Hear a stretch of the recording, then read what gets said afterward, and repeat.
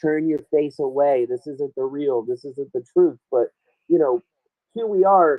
This isn't just this is a tiny bit of information, right? This is from January 6th. But think about how far back this truly goes. Your mic is a bit muffled, a tiny bit. It's going in and out. All right.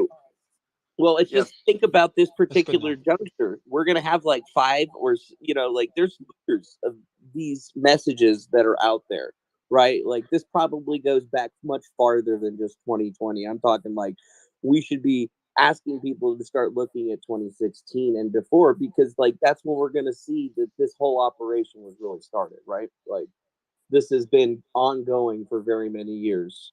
And now we're starting to see how deep the operation was. And I mean, why are they redacting the post nowadays? The only thing I can think of is the basic fact is they don't want anybody else or other people going after folks because, everybody's been on these things like crazy, crazy. Ian, has there been a more overused term than Russian misinformation? I mean, we just heard Miss Reed talk about how. I need to be right back. Okay, I'll be back in about 5 to 10. I'll be right back. I'm just going to mute myself.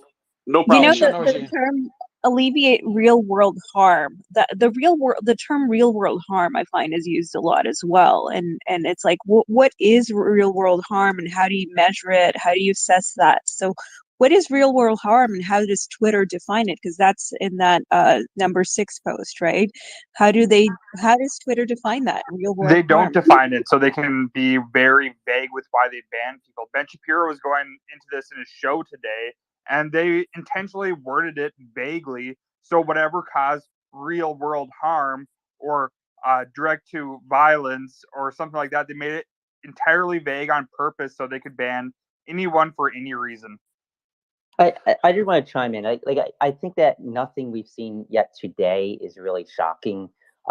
We knew that Trump was banned because of what Twitter thought was promoting the insurrection and maybe possibly calling for violence. That's what they. Sorry, hate to interrupt you. We'll come right back to you. We got number 7 up, and then we'll come back to you.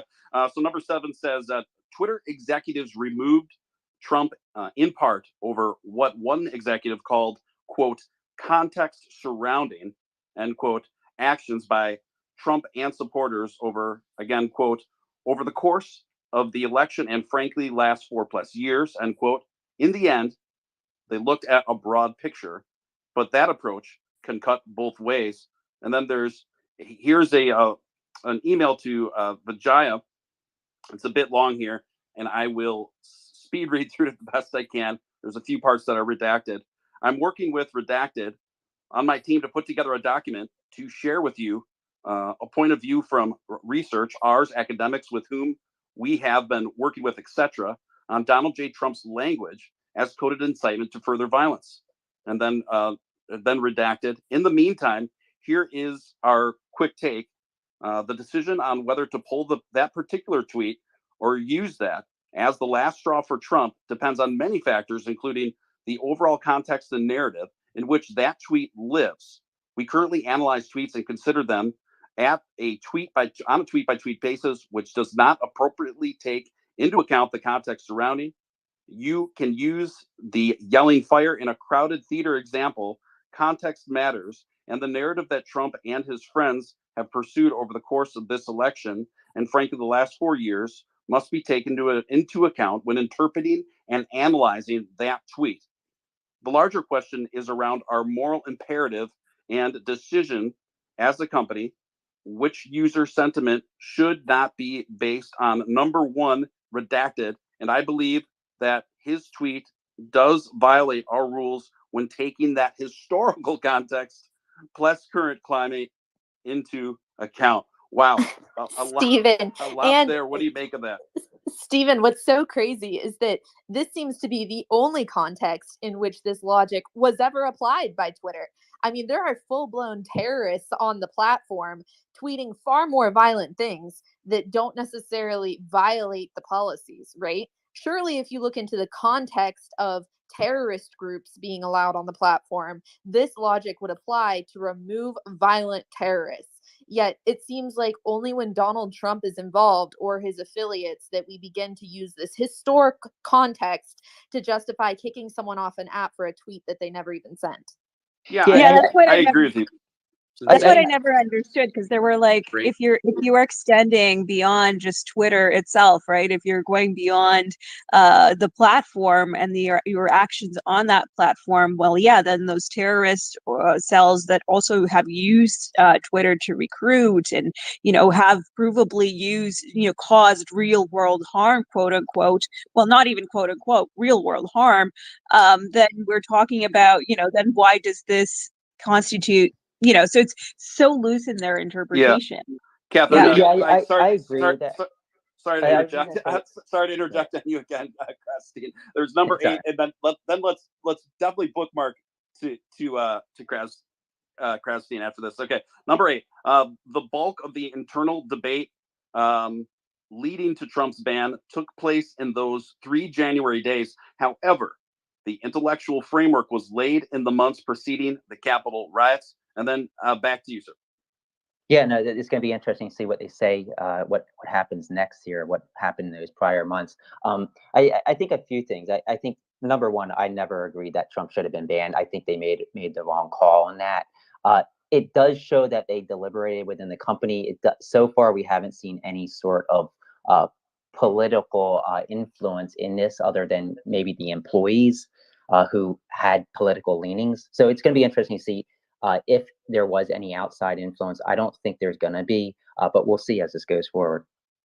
I think this is a quintessential example of selective outrage, selective enforcement on terms of service based around a predetermined narrative, a predetermined desired outcome, right?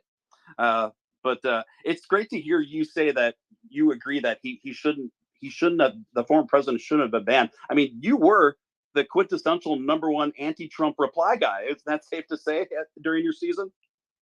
I think that's safe to say. I think that Dude was prolific AF.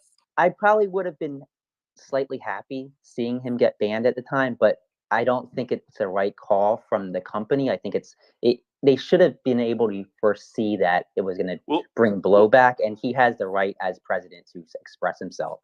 Thank you for that. And we got number 9 here. We're going to go to that. Before January 6th, Twitter was a unique mix of automated, rules-based enforcement and more subjective moderation by senior executives.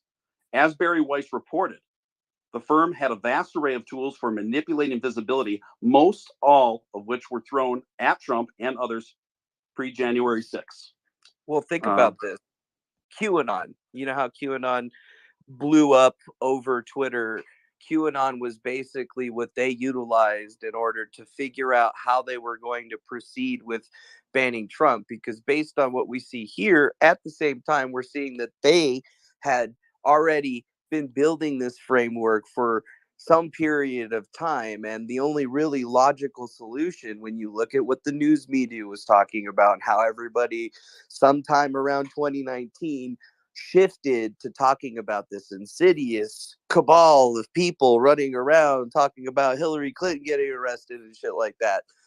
That specific piece of disinformation, I think that PSYOP really led into what we were seeing with them, because like they had to take the time to figure out how they were going to run the operation. And in the months leading up to anything January 6th related, they were already playing, I guess, a proverbial game of pin the tail on the donkey. They already had all the different items that they wanted set up. They were just basically waiting for something to happen, somebody to make a mistake, and that's what we see now. Yeah, I think that's fair to say. Tara, I just saw you snuck in here. What's going on? How are you? I'm freaking out. This is exactly what we wanted. This is amazing. I was just tweeting again yesterday saying, can we please see the January 6th Trump files? So yeah, good job, you guys. I was off my phone for a while doing some other things and getting ready for the Eliza space that she's putting on in regard to the child exploitation stuff that they're going to be releasing today as well. So today is a huge day. I love that they're doing this on Fridays because a lot of people are off work.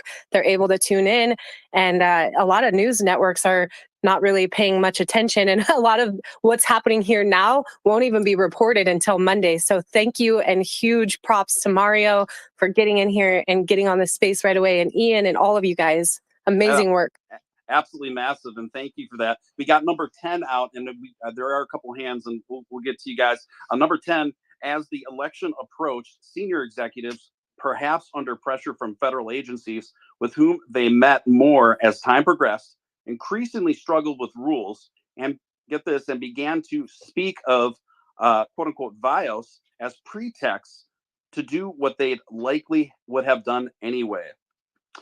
So that kind of dovetails off of what we were just talking about previously, you guys. So, Catherine, what do you say?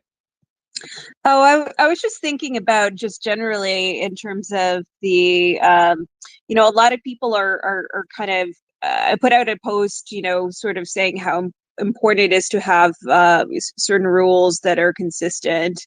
And, people are like, well, now you have this one person controlling Twitter and we're criticizing me for the post. And I'm thinking, well, yeah, you now do have one person controlling Twitter, but it's not about the person controlling Twitter, it's about the principles, right? So here we have these things being laid out. So these reasons for why maybe they banned Trump and some other accounts. And the key is to create a set of rules by which are clearly defined, that are transparent, which are enforced fairly and clearly, that are kind of iron proof, And I think if we are going to proceed with this new Twitter 2.0, free speech, whatever, if we want a Twitter that's a much better version, it needs to have rules that are clear, defined, rigid, well applied, and have that transparency, so that it isn't about this whoever runs Twitter or this one person. It is about the principles that guide it. It is about these clearly defined rules. So that's what's on my mind right now. Yeah, I think that's pretty well said. Dimitri, what you got?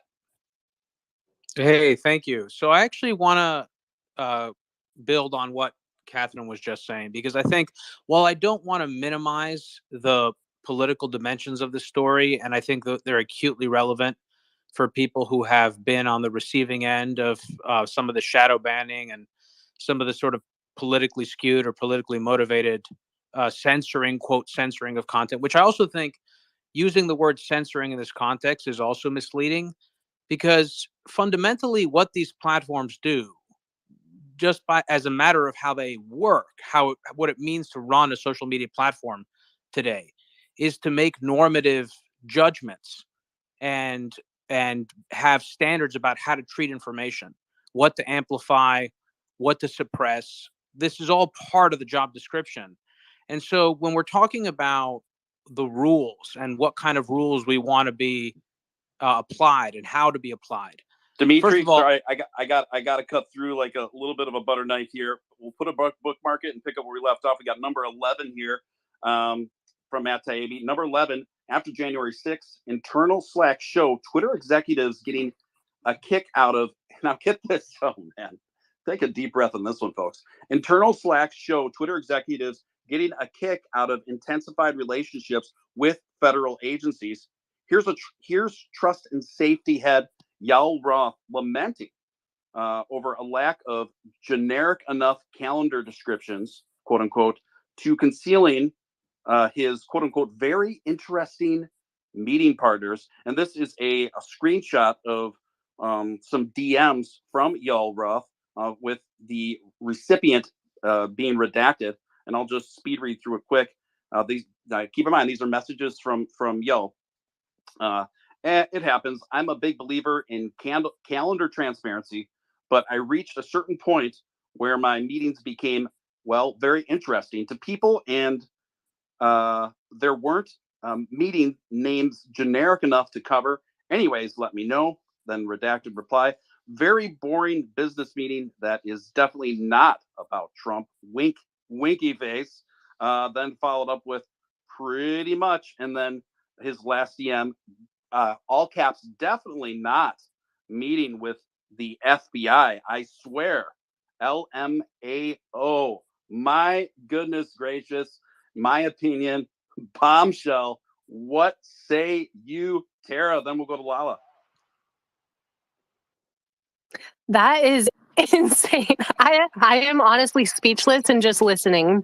You can go. Okay, You can go to So Lala. just Stephen, I just want to confirm one thing. So this is go for ahead. me the biggest. This is the biggest tweet yet. Like I'm looking at the I others. agree.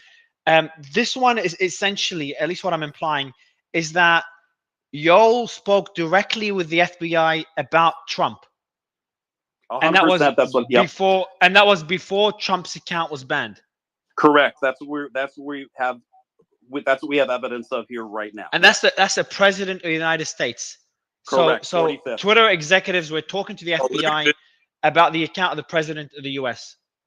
That is correct. And sir. keep in That is mind, correct. the FBI Hey, has since searched Trump's home as well. Number 12 is out, guys. These initial reports are based on searches for documents linked to prominent executives whose names are already public. They include Yoel Roth, former Trust and Safety Policy Chief, Vijay Gadde, and a recently plank-walked General Counsel, Jim Baker. So he named names here. The three names are 13's Vijay out Gadde, too. Yoel Roth, and Jim Baker. Thus far. Yeah, 13 just Yeah. hit 2. Go read it, guys. Okay, yeah, number 13 is out. Yep. One particular Slack channel offers a unique window into the evolving thinking of top officials in late 2020 and early 2021. So he's about to drop that one next. Oh my gosh.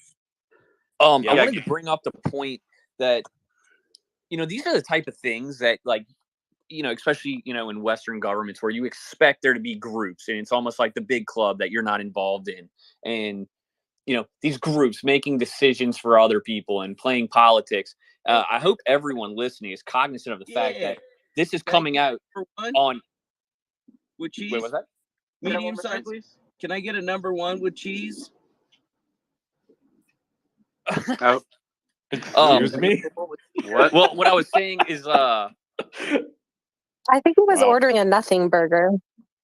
Somebody was ordering nothing burger. Very funny. Yeah. So whoever was speaking, I'll let you jump in again. Yeah, it was Steve.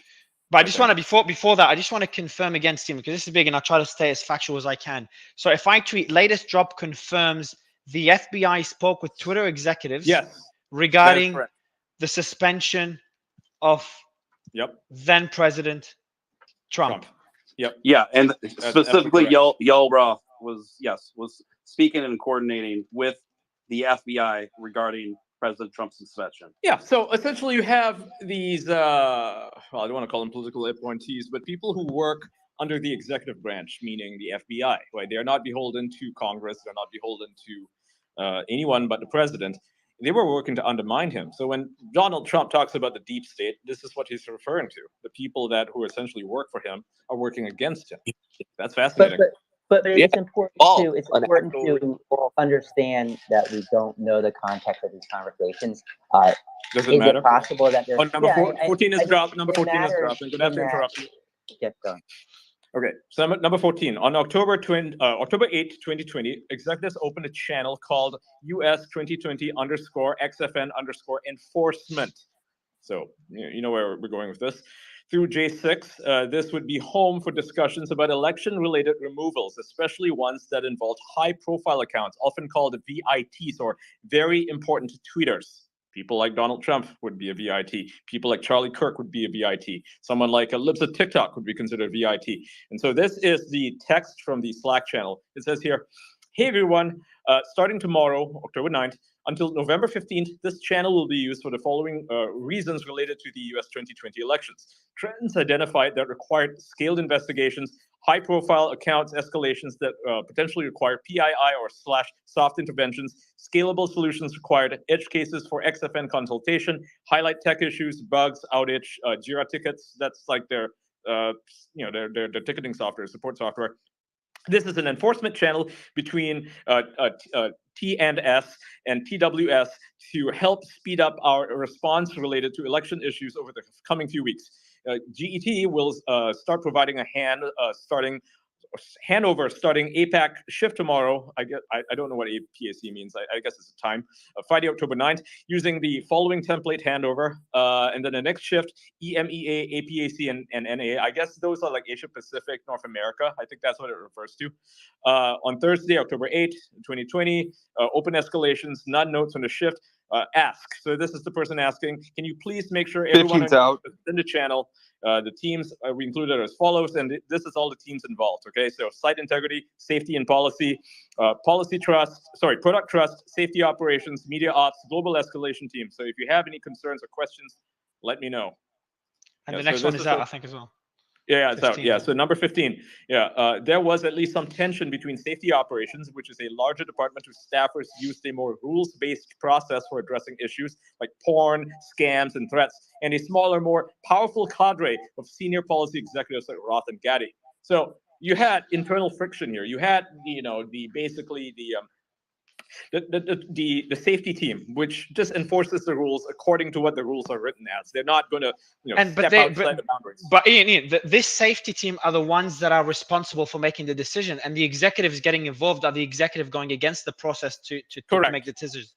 Yeah, so they're basically, they're more powerful than them. They're executives. They rule the place, right? But yeah, so the safety team is like, what the hell's going on? I mean, you are just basically enforcing the rules as you see fit. Meanwhile, we're here trying to enforce the rules as it's written, right? Not according to your whims or according to your political demands. Now, it seems like, the team that was run by Roth and Gaddy, they were deciding to just simply do whatever the hell they wanted, right? They were not running the place properly. They were using or misusing their power. Do we know that it wasn't the other way around? Yoel Roth had a tweet stating that Donald Trump was racist and calling him a tangerine. So I'm pretty sure we know where he stands on Trump. So I'm sure it was his, dying wish to have Trump removed from the platform. Yeah, that's fair. What was your question, Brian? Oh, no. I was just saying, do we know if it was that way or was it other? Yeah, it was. Yeah, it was that way. Yeah. He was very openly disdainful of the president. Adriana, Miss Jacob, I see your hand up for a while. Hi, thank you for having me. Yeah, my name's you can call me Ari. But my takeaway from all this is that, it really comes down to access. These people act as gatekeepers. And, I was at the Twitter offices several times with social media stars that I represented who were popular within Twitter because of their popularity with the LGBT culture and all that.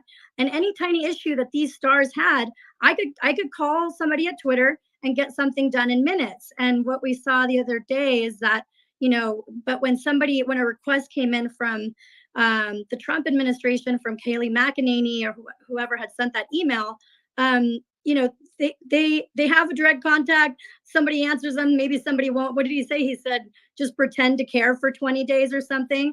And so if you don't have an ally at Twitter who can quickly make moves for you, you can, like, if Trump and Kayleigh McEnany can't have somebody that can make things happen for them, you can forget about civilians like you and I having any type of access. And this comes down to who had the relationships and how could they scratch each other's backs. A small but blatant example of this is the fact that Jim Baker hasn't liked, tweeted, posted anything all year. And the last thing he liked on November 11th was a meme video on Taylor Lorenz's page making fun of Twitter Blue. So I want to know, what is her relationship with the FBI and with the DOJ? And I've seen it happen before where, she's basically asking people to, send her story to somebody at the DOJ, and she has contacts there. So it's, it goes deep within the media and people like Taylor Lorenz. And if, imagine if she has and it's a bit of a long shot, I don't know, but just because you liked her tweet, but what is her connection with Jim Baker? That's what I want to know. Exactly. I mean, like, people might say it's a conspiracy theory to assume that she has contacts within Twitter. She does. She even admitted it a few days ago. This is before Jim Baker was fired. She said she's got a couple of people there who are still working there that they haven't gotten rid of. And number 16's out. So I'm just going to read it. Yeah, number 16. The latter group was basically a high-speed Supreme Court of moderation, issuing content rulings on the fly, often in minutes and based on guesses, gut calls, and even Google searches, and even in cases involving President Trump. So His name is redacted here. It says, "Hi everyone, received this escalation just now," and it's a tweet by Donald Trump where he tweeted, "Breaking news: 50,000 Ohio voters getting wrong absentee ballots, out of control, a rigged election." Now he loves to tweet stuff like this, right? And then there's conversation here between an anonymous executive saying a rigged election would be enough to be in violation, right? And then Yoel Roth replies, says, "If the claim of fact were inaccurate, yes, but it looks like it's true." Oh, and he links to an NPR thing. So thankfully, Yoel Roth prevented, in this one instance, prevented Trump from being banned, right? But they were so ready to ban somebody. They were so ready to ban Donald Trump because he tweeted out a fact. 17's out. A literal fact. Yep. Because it went against the narrative, right? He talked about election manipulation. He talked about, people getting the wrong ballots. Oh my God, there's got to be fake, guys. It's fake news. It's like, it's not fake news. It literally happened. NPR reported it. 50,000 ballots were sent out by accident to voters in Ohio. They got absentee ballots, and who knows how many of them turned them in? We don't know, right? That's a concern. But hey, we're not allowed to talk about it. Anyone who was actually talking about it on the lower levels, who were not Donald Trump, probably got suspended or shadow banned for even mentioning it. Incredible. Well, to your point, Ian, I kind of want to go back to the 7th guys, tweet for a moment. We got 17 here, you guys. We haven't read that. Yeah, go ahead, bro. Go ahead. 17 says, during this time, executives were also clearly liaising. I have a really hard time just pronouncing that. Liaising with federal enforcement and intelligence agencies about moderation of election-related content. While we're still at the start of reviewing the Twitter files, we're finding out more about these interactions every day. What say you, Ian?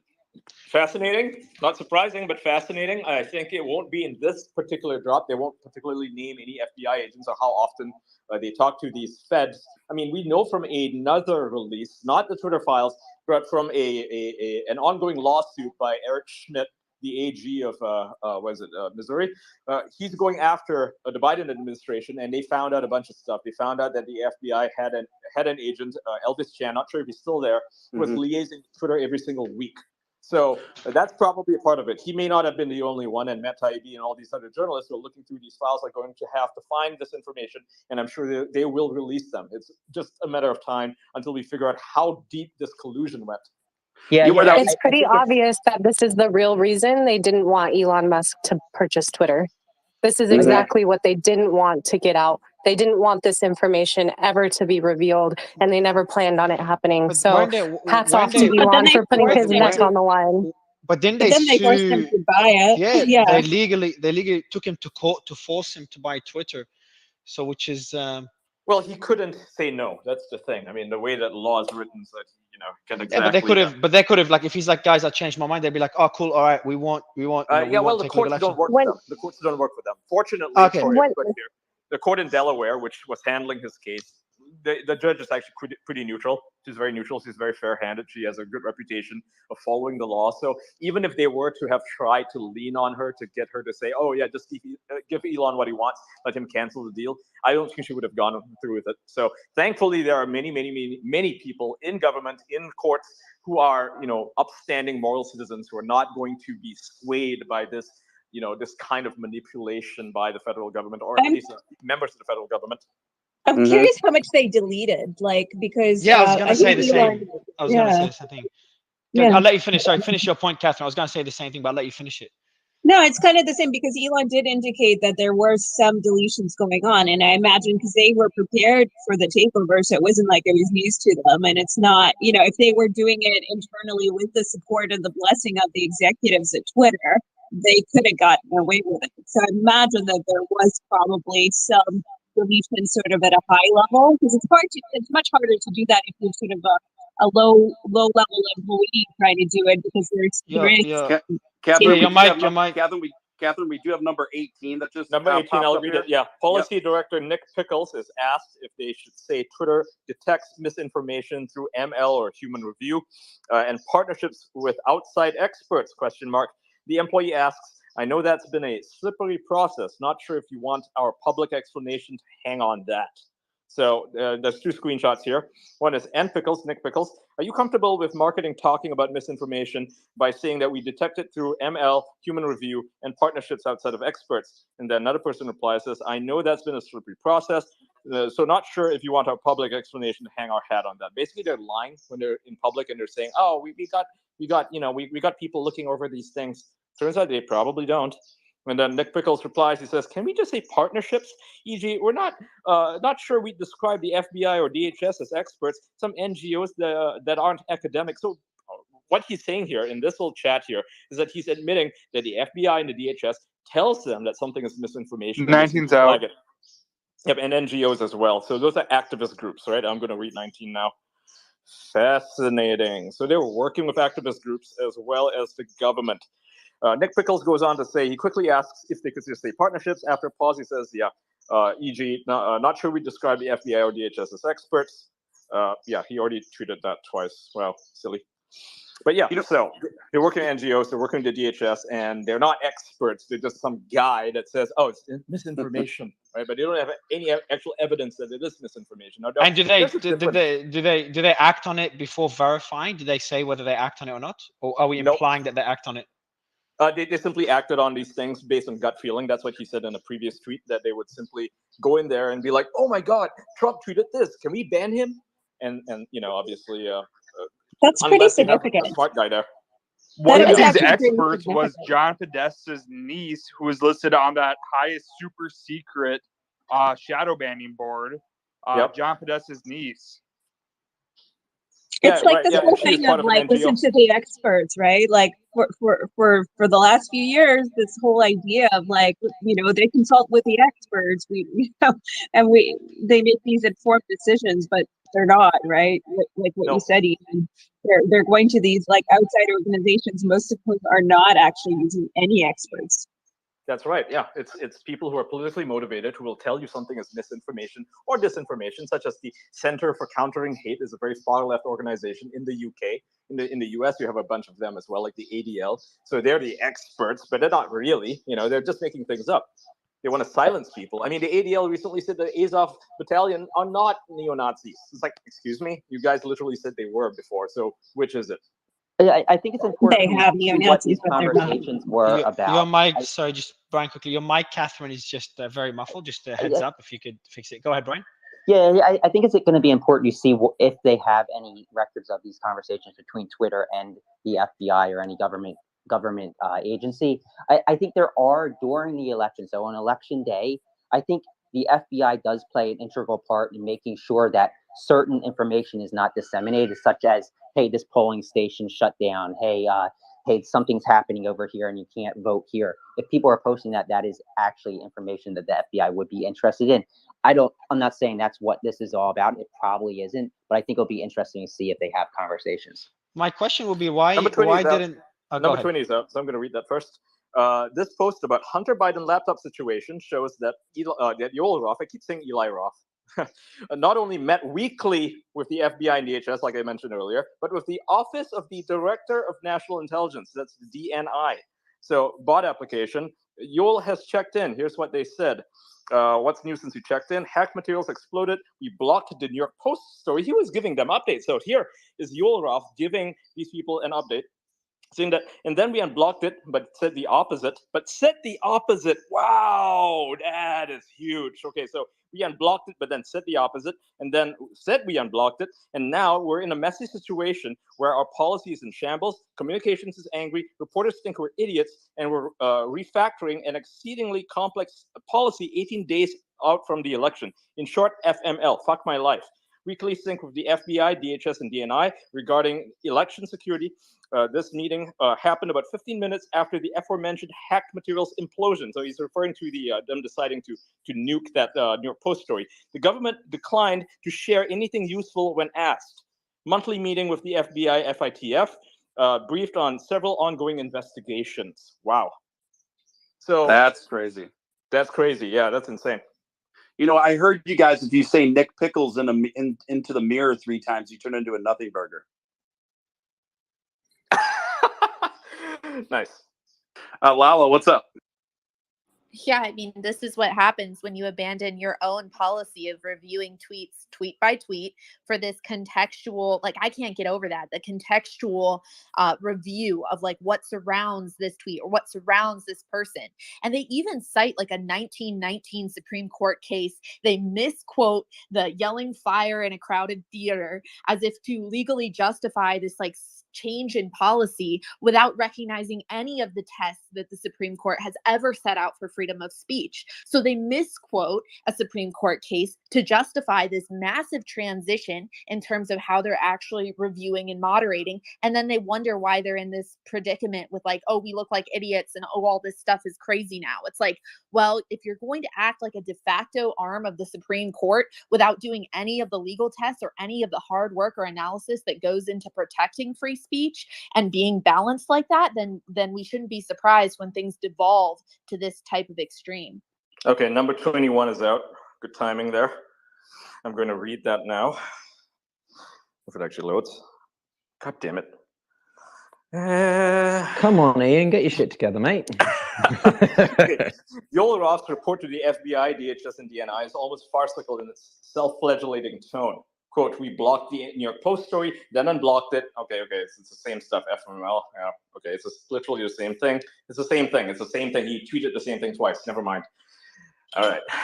Didn't really miss anything. Okay, he's just doubling down on the same post because he wants to add a little bit more context to it. Got it. That's fine. I think it's if it's an open floor for a second, I think it's interesting that they've decided to do quite a targeted Trump-specific sort of thread. I've still not yet come down from sort of yesterday's mayhem and palaver, which was. Can I just say again, Mario, good job, mate. That was so much fun. Number 23 is out. Number 23. Yeah. Here goes. Okay. Some of Yoel Roth's later slacks indicate that his weekly confabs at federal law enforcement involved separate meetings. Here, he ghosts the FBI and the DHS, respectively, to go first to an Aspen Institute thing and then take a call of Apple. So he was actually just ghosting them. He was like, oh, too busy, and then he says here, this is a screenshot attached to it. It says, hey there, I have to miss the FBI and DHS meetings today, unfortunately. I saw that you're on the invites for both as our site policy. Can you give me a quick readout if there's anything interesting that comes up? And then some guy named Patrick Conlon replies, says, sure thing, I hope everything's okay. And Yoel replies, yeah, just have conflicts at both times. An Aspen Institute thing this morning on vaccines that I have to be present at, and then a call with Apple to avoid us getting kicked out of the App Store during the DHS one. And Patrick replies, says, yeah, those both seem pretty important. And Yoel replies, indeed. Yeah, I'm sure the Aspen Institute is totally important, you guys. Totally important. It's not just to build his personal clout. Yeah, so national security can take a back seat, Yoel's got to go to a thing with the Aspen Institute. Yeah, the hubris that's just emanating off of these correspondences with Yoel is just extraordinary. Madeline, what's up? I saw that she had her hand up there, but what do you say, Ari? Mine's gonna be quick. I see Harrison's I'm gonna hand. have to mute you again. I'm so sorry. Number 24 is out.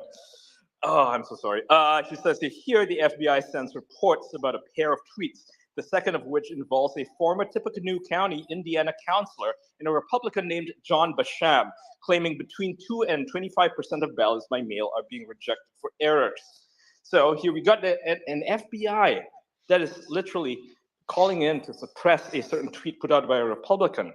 And it says here, we got a report from the FBI for 2 tweets, and one of them, he links to the tweet, says related to the shredding of mail-in ballots. This is proven to be false through this, and it's a PolitiFact article that he links to. So they don't even actually have that information available to them. They're just linking to something that they found on Google, like, oh, his claim is false because PolitiFact said so, right? And number 2 says, I believe was deemed no on numerous occasions. So yeah, the FBI reported a tweet that they claimed was misinformation, and I guess they linked to a PolitiFact article, and that's what got those tweets pulled down. So they're using the media to suppress people. Fascinating.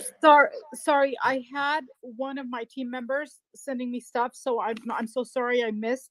But I just want to let you guys know that there is an article Married to Art by John Podesta that's now been deleted, which was the one where it showed this very deviant art with children. I think a lot of us knew this, back a few years ago, especially during WikiLeaks. And Natalie was just sending it to me. She's like, the article is gone.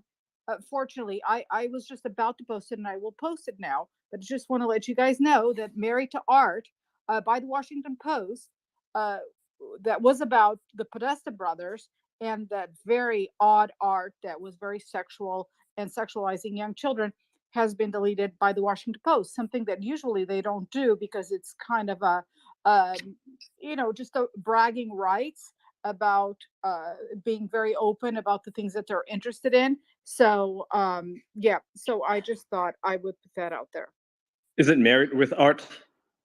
It's still up. Yes, Married with Art. And it's still up. It's still up. I will post it.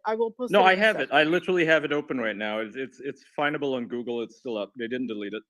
So I think you're incorrect. Thanks for verifying that, Ian. Piotr and Harrison. I apologize. All good. Harrison, go ahead. Go. So, yeah, the FBI at this point has just become the police force military wing of the DNC. They're more concerned with suppressing the speech of right-wingers in there to stopping mass shootings and the child porn all over the internet.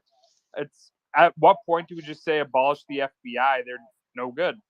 I wouldn't go to that extreme. I'm not saying it's right or wrong. I would just say that for me, the bigger, in my opinion, the bigger concern is the fact that the FBI requested from Twitter to delete a tweet. Whether that tweet had right or wrong information, that's not the point. The point is that they reference, as Ian said, they reference a political article as evidence. 25 and 26 are out, so I'm going to go ahead, bro. Yeah, go ahead, man. Go ahead.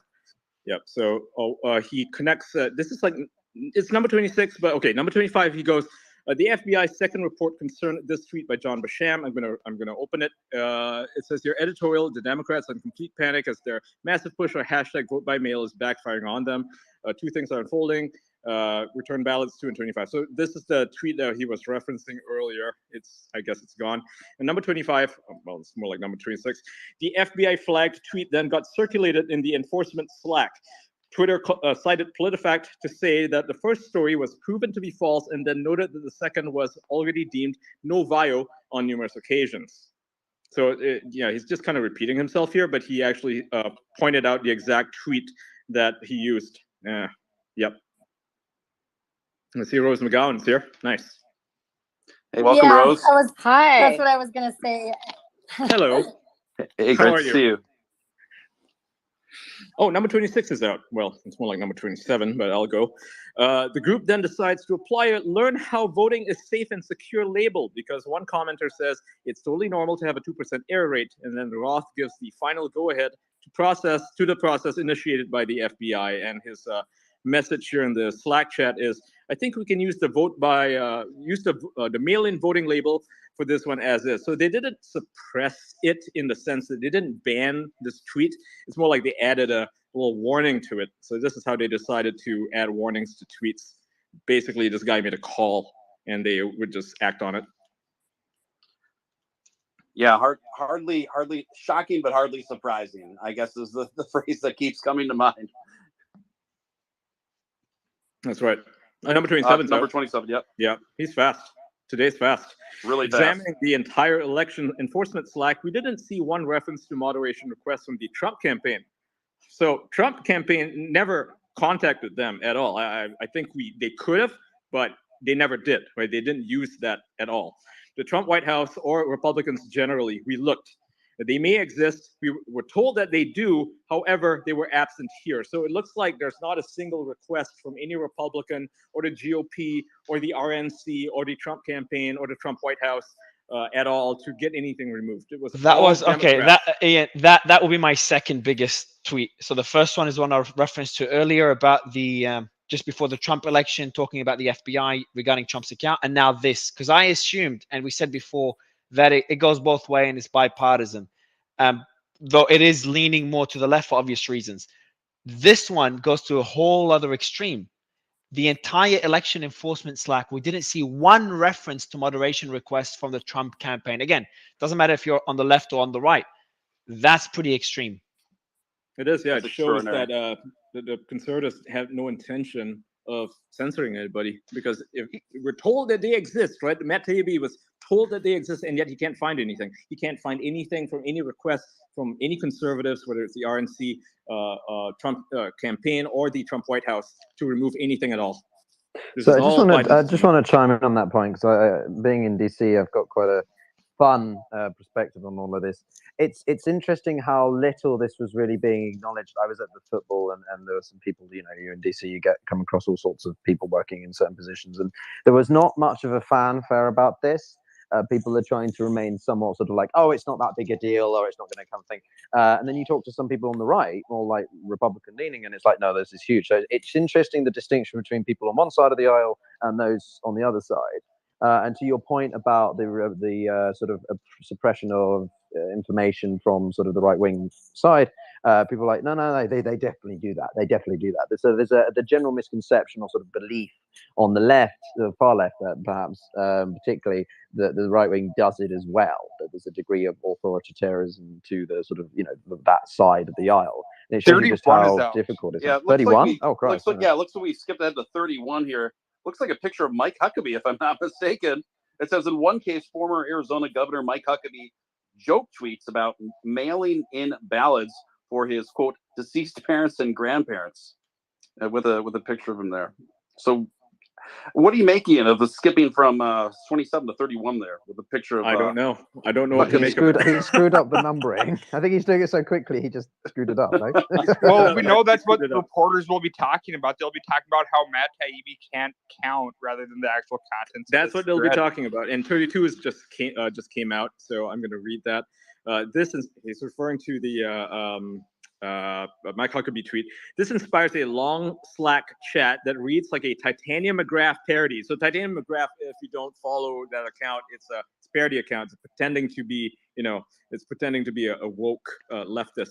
And the person says, I agree it's a joke, concedes a Twitter employee, but he's also literally admitting in a tweet a crime. Wow. So the guy tweets a joke and they're like, it's a crime. You can't say that. You can't do that. Oh my God. It's insane. These people were so mental. And these were the people deciding what we're allowed to say and what we're not allowed to say. You can't even tell a joke because, oh my God, you tweeted a crime. Yeah, sure. I want to first, we're just for everyone listening, we are talking to Jack Dorsey's team about getting him onto the space in the next couple of weeks. Hopefully that works out. It's looking positive. So I'd love to get his take. And the reason I'm mentioning this, because I was going through Rose's tweet, if you go to Rose's account, the first tweet, she mentions Jack deactivating an assault victim's account, hers. So if deactivated Rose's account. I think it's important for Rose to kind of give a little bit of backstory, because I'd love the story, please. Yeah, she's been calling these people out for a long time. Yes, she has. And Rose, feel free to speak. You have the podium. Hi, can you hear me?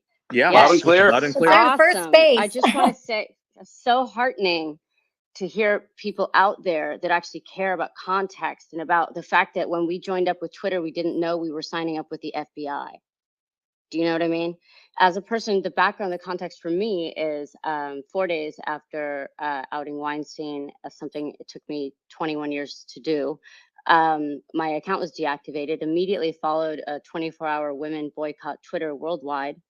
That got me reinstated. And now we know it's not shadow banning, it's VF.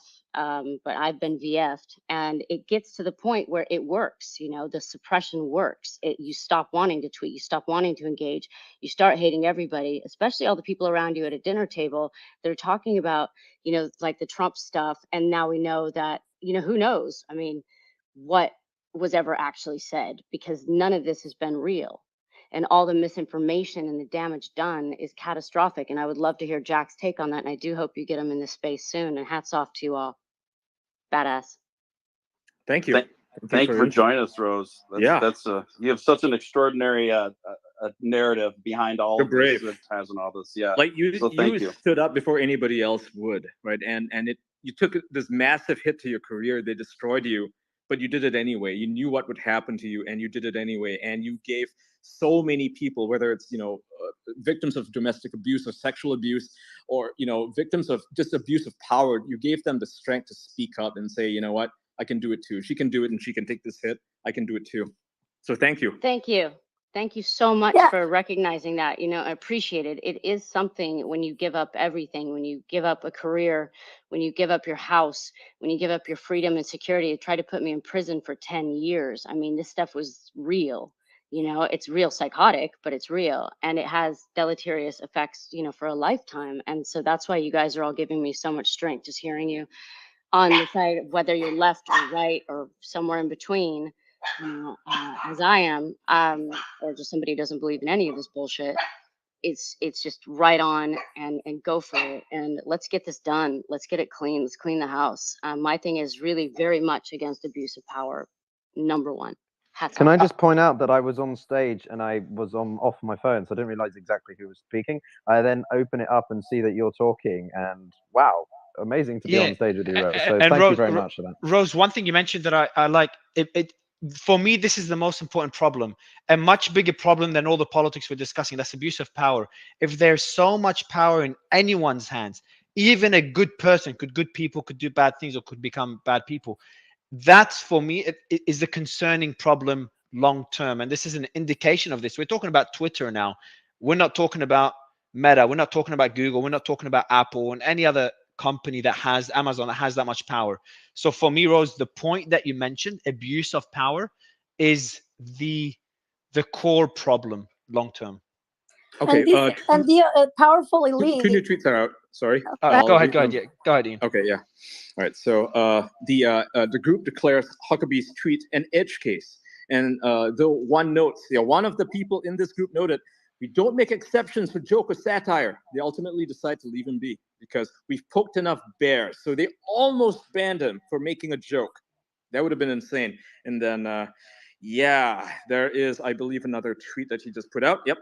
It says, quote, could still mislead people, according to one of the people. Before moving on from Huckabee. So they decided to let this one go. And he posted a long thread, a chain of conversations within the Slack channel where they were making these discussions. And so Yoel Roth is the one who says that, I saw this one last night, agreed it's a joke, but he's also literally admitting in a tweet to a crime. So he's the guy who has no sense of humor. Yoel Roth, the guy who is in charge of trust and safety, or was in charge of trust and safety, thought that, oh my God, we should ban him. Oh. And he keeps going. He says, yeah, I could see us taking action under misleading claims that could cause confusion about the established laws, regulations, procedures, and methods about a civic process, but it's not one that we could really label in a useful way. So it's removal of a stupid and ill-advised joke or nothing. I may be inclined not to remove without a report from voting authorities, given that it's been a while since he tweeted it, and virtually all of the replies I'm seeing are critical or counter speech. P. Conlon, A. Rodericks, R. Summers, what do you think? So these are the other people in the chat, okay? And they're being named right now, and they're all like having a little conversation. They have no sense of humor, and looks like a new one just dropped. He's pretty fast in these ones. Yeah, I'm going to read that one now. Yoel Roth is a loser. I'm just putting that one out there, okay? He's a loser. Number 33, he goes, Yoel Roth suggests moderation, even in this absurd case, could depend on whether or not the joke results in confusion. The seemingly silly case actually foreshadows serious later issues. Yep. So it's the exact same thing I just read. Can I just say the guy needs to cool it on the output of these tweets? It's more hectic than the football earlier. Sorry, soccer. Yep. So we can now resume conversation. Sorry for interrupting, but yeah. You know what's wild? So for me, sorry. Go ahead, man. Sorry, I was just wanting to make kind of a humorous observation off of the last few tweets there from Taibbi. Ian, don't you find this rather humorous and remarkable that these folks were having a pseudo meltdown over the most mildest of boomer con jokes from Mike Huckabee? I mean, this just goes to show how just far gone, how just. This is what happens on Facebook, by the way. No one really talks about it here because everybody here uses Twitter, right? I don't know how many of you use Instagram or Facebook, but try posting a joke about Hunter Biden on there and see what happens to your account. I tried it, and I got banned for a while. Recently, even. What's that? They don't allow it. They don't let you joke about Hunter Biden. They say it's hacked materials. They still do. So those people there are even more humorless than Twitter. And they have even more power than Twitter, arguably, because billions of people use their service. And 34 is out, so goodness me. He goes, in the documents, executives often expand criteria to subjective issues like intent. Yes, if video is authentic, but why was it shown? Orientation. Why was a banned tweet shown to condemn or support, or reception? Did a joke cause confusion? This reflex will become key in January 6th. So he's leading up to the point here where he's going to say, I'm just predicting here, but I think I'm spot on here, where he's going to say that Trump telling people not to do violent things, not to, fuck up the congressional halls, that in his estimation is probably going to be, he's calling for violence secretly. He's dog whistling to those racists in there. That's what he's going to get at, because that was precisely how they ran the site. You could tweet something out without context, and they would assume the context. They would assume you're saying something that you're not, even if you're saying exactly the opposite of what they think you're saying. It is insane. Basically, it's like, did it help Republicans and hurt Democrats? And that's your criteria for context, or why was it shown? Yeah, that's how they ran the place. So you tweet out something like, I don't know. For instance, okay, so Eric Bolling, I was talking to him a few minutes ago, right? Because that's why I had to take off for a while. He said that, for weeks and weeks and weeks, he would tweet that hydroxychloroquine is safe. I mean, it is. I'm not saying it should be used for a vaccine or anything like that. It's not a replacement for it. But he would tweet that out, and that got him shadow banned. Like, just tweeting out that it's safe, which it is. Right, it's an over-the-counter drug. You can buy it. You can buy hydroxychloroquine for many different reasons. You get it for deworming, for instance. Tweeting that out, context, guys, context. Like, you're not allowed to say it at all. And this got me suspended once upon a time. Like some old tweet from 2014 where I tweeted something that was like a hot topic issue, not at the time, but became a hot topic issue later on. I think it was something to do with pandemics or lockdowns. They used that to suppress me for a while. So I'm going to have an unpopular opinion here, I'm sure, but the FBI's job is to ensure free and fair elections. And Number 35 is that. Sorry to interrupt you again.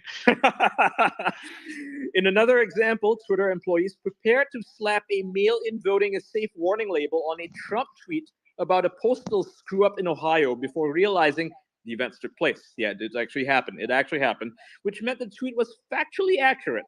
So the tweet was about the 50,000 voters received wrong ballots in Ohio. Do you feel safe? Mailing in your ballot ? And this was an ABC 13 news tweet. This is a news station, a local news station put that out. And Donald Trump quote tweeted it and said, no, a rigged election, because of course he did. That's our Trump. And the conversation ensues in the Slack chat where he says, Trump tweeted, just posted these two tweets. A link to it. Learn how voting by mail is safe and secure. Not sure what the process is for GET. Are we expected to do the policy comms right up for this? And they link to the tweet. And Yoel Roth says Trump just posted two tweets. It's still linked to the same thing.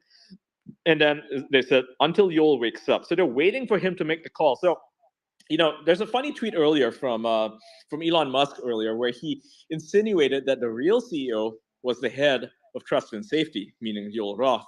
And I think that Matt Taibbi showed Elon Musk all of these tweets, all of the internal Slack conversations, and he decided that the man who was actually in charge of Twitter was Yoel Roth. It was not Jack Dorsey, right? Jack Dorsey is not in any of these logs. He had no say in any of this. This is something that was being done by Yoel Roth and Yoel Roth alone. He would make the calls.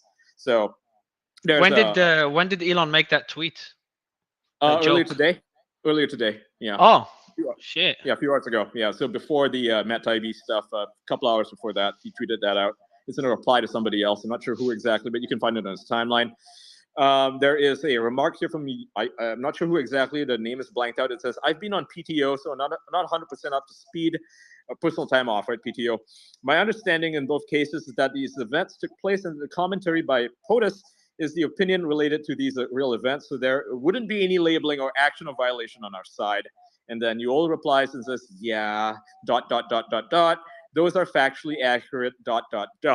Thanks for clarifying. And now another tweet is out. Matt Taibbi's tweeting up a storm. Number 36. 36, yeah. He says, very well done on speed. Trump was being visibly filtered as late as a week before election. Oh, Trump got shadow banned. This is the big one, boys. This is the big one. Trump was shadow banned. I'm going to tweet that out. Before the election. Holy crap. Yep. So holy crap. Here we have big bombshell confirmation that this is the bombshell. Yeah. Former President Trump confirming to me yesterday. Yep. Was visibly filtered, shadow banned right up before election day, within a week before election day, when it's most pivotal, when it's most consequence for his tweets to be seen as it relates to the election. Unbelievable. Unbelievable, yep. But still worked fast to make sure a fairly anodyne Trump tweet couldn't be replied to, shared, or liked. Like they went out of their way to suppress him. And one of his tweets that got suppressed here, there's a screenshot of it, was big problems and discrepancies with mail-in ballots all over the USA, must have final total on November 3rd. I mean, there's nothing wrong with what he said, right? It's accurate. There were discrepancies. There were problems with mail-in ballots, of 50,000 in Ohio, for instance. That's a fact. And yet they suppressed it. You couldn't even reply to it. Nobody could even see that tweet. They shadow banned him. Wow. Damn. And Joel Roth in the private conversations in the Slack chat is saying, what's the team's recommendation? And then there's a link to a Google Doc here. Not sure if that is accessible. Somebody might want to type that in and confirm that. Maybe it's still up. Thank you. Agree with the recommendation. Flagging right now with leadership, given its POTUS. We'll set up a call. Can we use the new doc, like the new document for the PII review? And someone replies, okay, I'll also include that in the playbook after. And then Joel Roth says EDI approved. So I guess, the boss, the big boss, Parag Agrawal might have signed off on this one. Yeah. Wow. Yeah. So they shadow banned Trump. This is the actually, I want to go, Brian, I want to go to you because you don't like Trump. That's love him. I made a tweet and I said, love him or hate him, this level of power is concerning to say the least. I'd like to comment on that. Yeah. So I don't agree with them shadow banning Trump, obviously. Well, maybe not obviously, but what I was going to say before is that the FBI's basically their mission is to ensure free and fair elections. And that one tweet that they recommended to Twitter in that conversation, I think it was number 27 in the thread, it basically said that there was a 25% rejection of mail-in ballots, which was false. The FBI knew was false, and they were passing it on to Twitter. So I don't have a big problem with that. Yeah, that one probably deserves to have a little thing tacked onto it saying that it's false. Yeah, it's nothing wrong. The shadow ban is the main one. That's the main one. Yeah, and it's like 1 week, 1 week before election.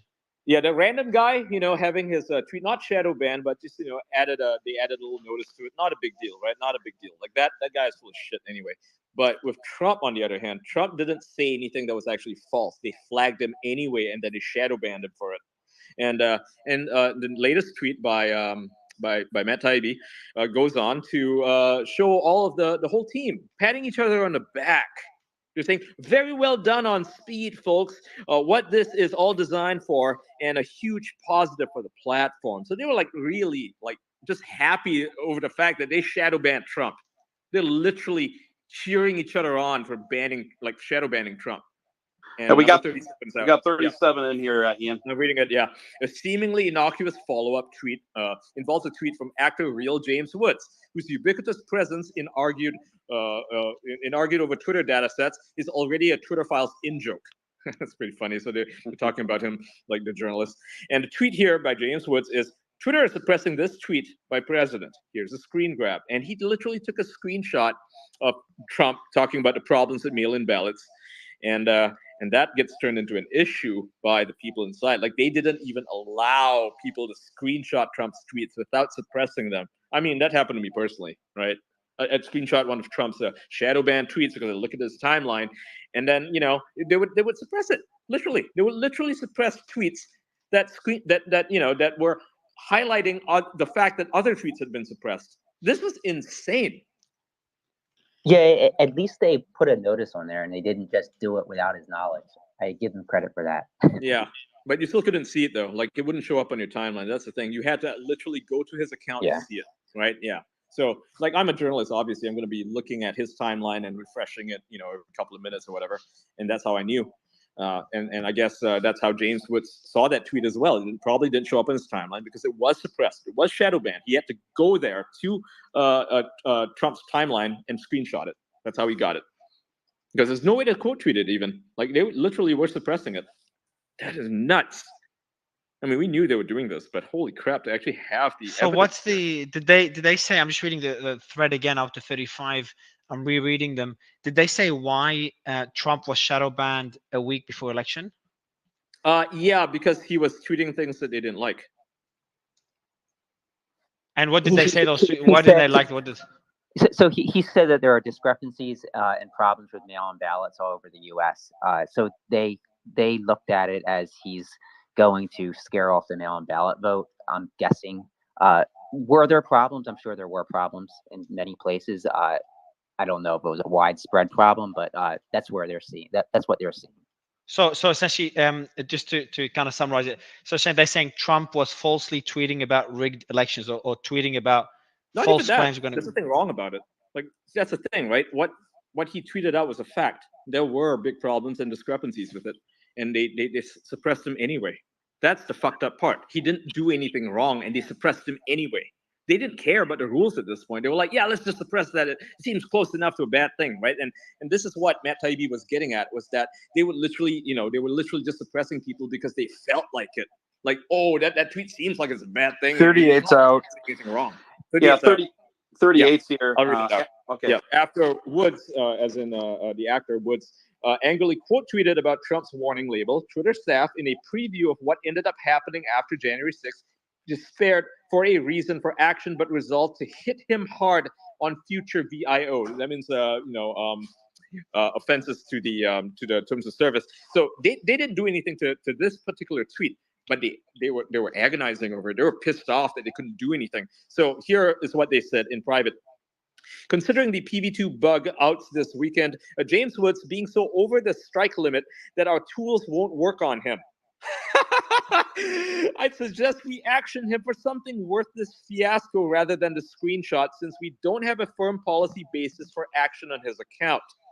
And then someone else replies this, yep, you are fine letting this one lie, can hit him hard on the future with firmer basis. So they were just like eagle-eyeing his account, waiting for a moment for him to fuck up somehow, or just like even like remotely fuck up, right? To cross the line, just a slight. What these correspondences show to me is that just how vindictive and petty that these folks were. I mean, that last statement there is pretty extraordinary and gives you a real first side view to the mentality of many of these folks. Where he says, since we don't have a firm policy basis for action as account, recognizing that there's nothing he was doing that was technically violating terms of service, but let's keep an eye on it and get creative for anything that we can take him down on. Just wow. Did you read 39 as well, Ian? Maybe Ian stepped out here. Let me check it out. No, I got it. 47. I got it. Yeah. So 39, he says, here's a label applied to Georgia Republican Congresswoman Jody Heiss for saying, say no to big tech censorship, and mail-in ballots are more prone to fraud than in-person balloting. It's just common sense. It's true. They are, right? And so they actually applied a stay informed, learn how voting by mail is safe and secure. Find out. 40's out as well. Yeah, 40's out as well. Twitter teams went easy on Heiss, only applying soft intervention with Roth worrying about a Wawa censorship optics backlash. So they knew what they were doing was wrong. What they were doing was open censorship of conservative voices, particularly elected officials, but they're afraid of the optics. They're afraid that if they went too hard on too many conservatives all at once, that there would be a backlash and it would look really bad. It would get called to Congress, and they didn't want to deal with that, right? So Ian, on that point that they knew they were doing something wrong, is there maybe a legal person in here?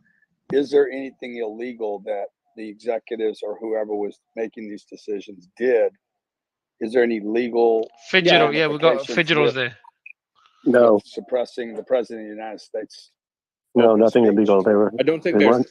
I guess it really depends. I mean, do you want to call it in-person donations? Because 97% of the company was donating to Democrats. So one could argue, at least in Congress, maybe not in court, but in Congress, that they were giving essentially free donations to the Biden administration by suppressing their competition. Right? That is an argument that can be made. That's something that I think some senators are talking about making right now, especially with regards to Jack going to Congress and basically lying to his fucking teeth.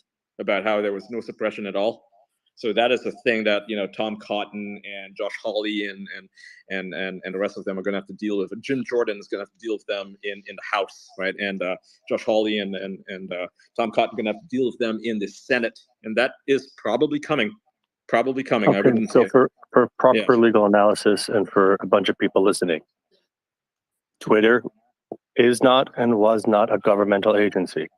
They therefore were either a private company or they were a public company, and their responsibility is to their shareholders.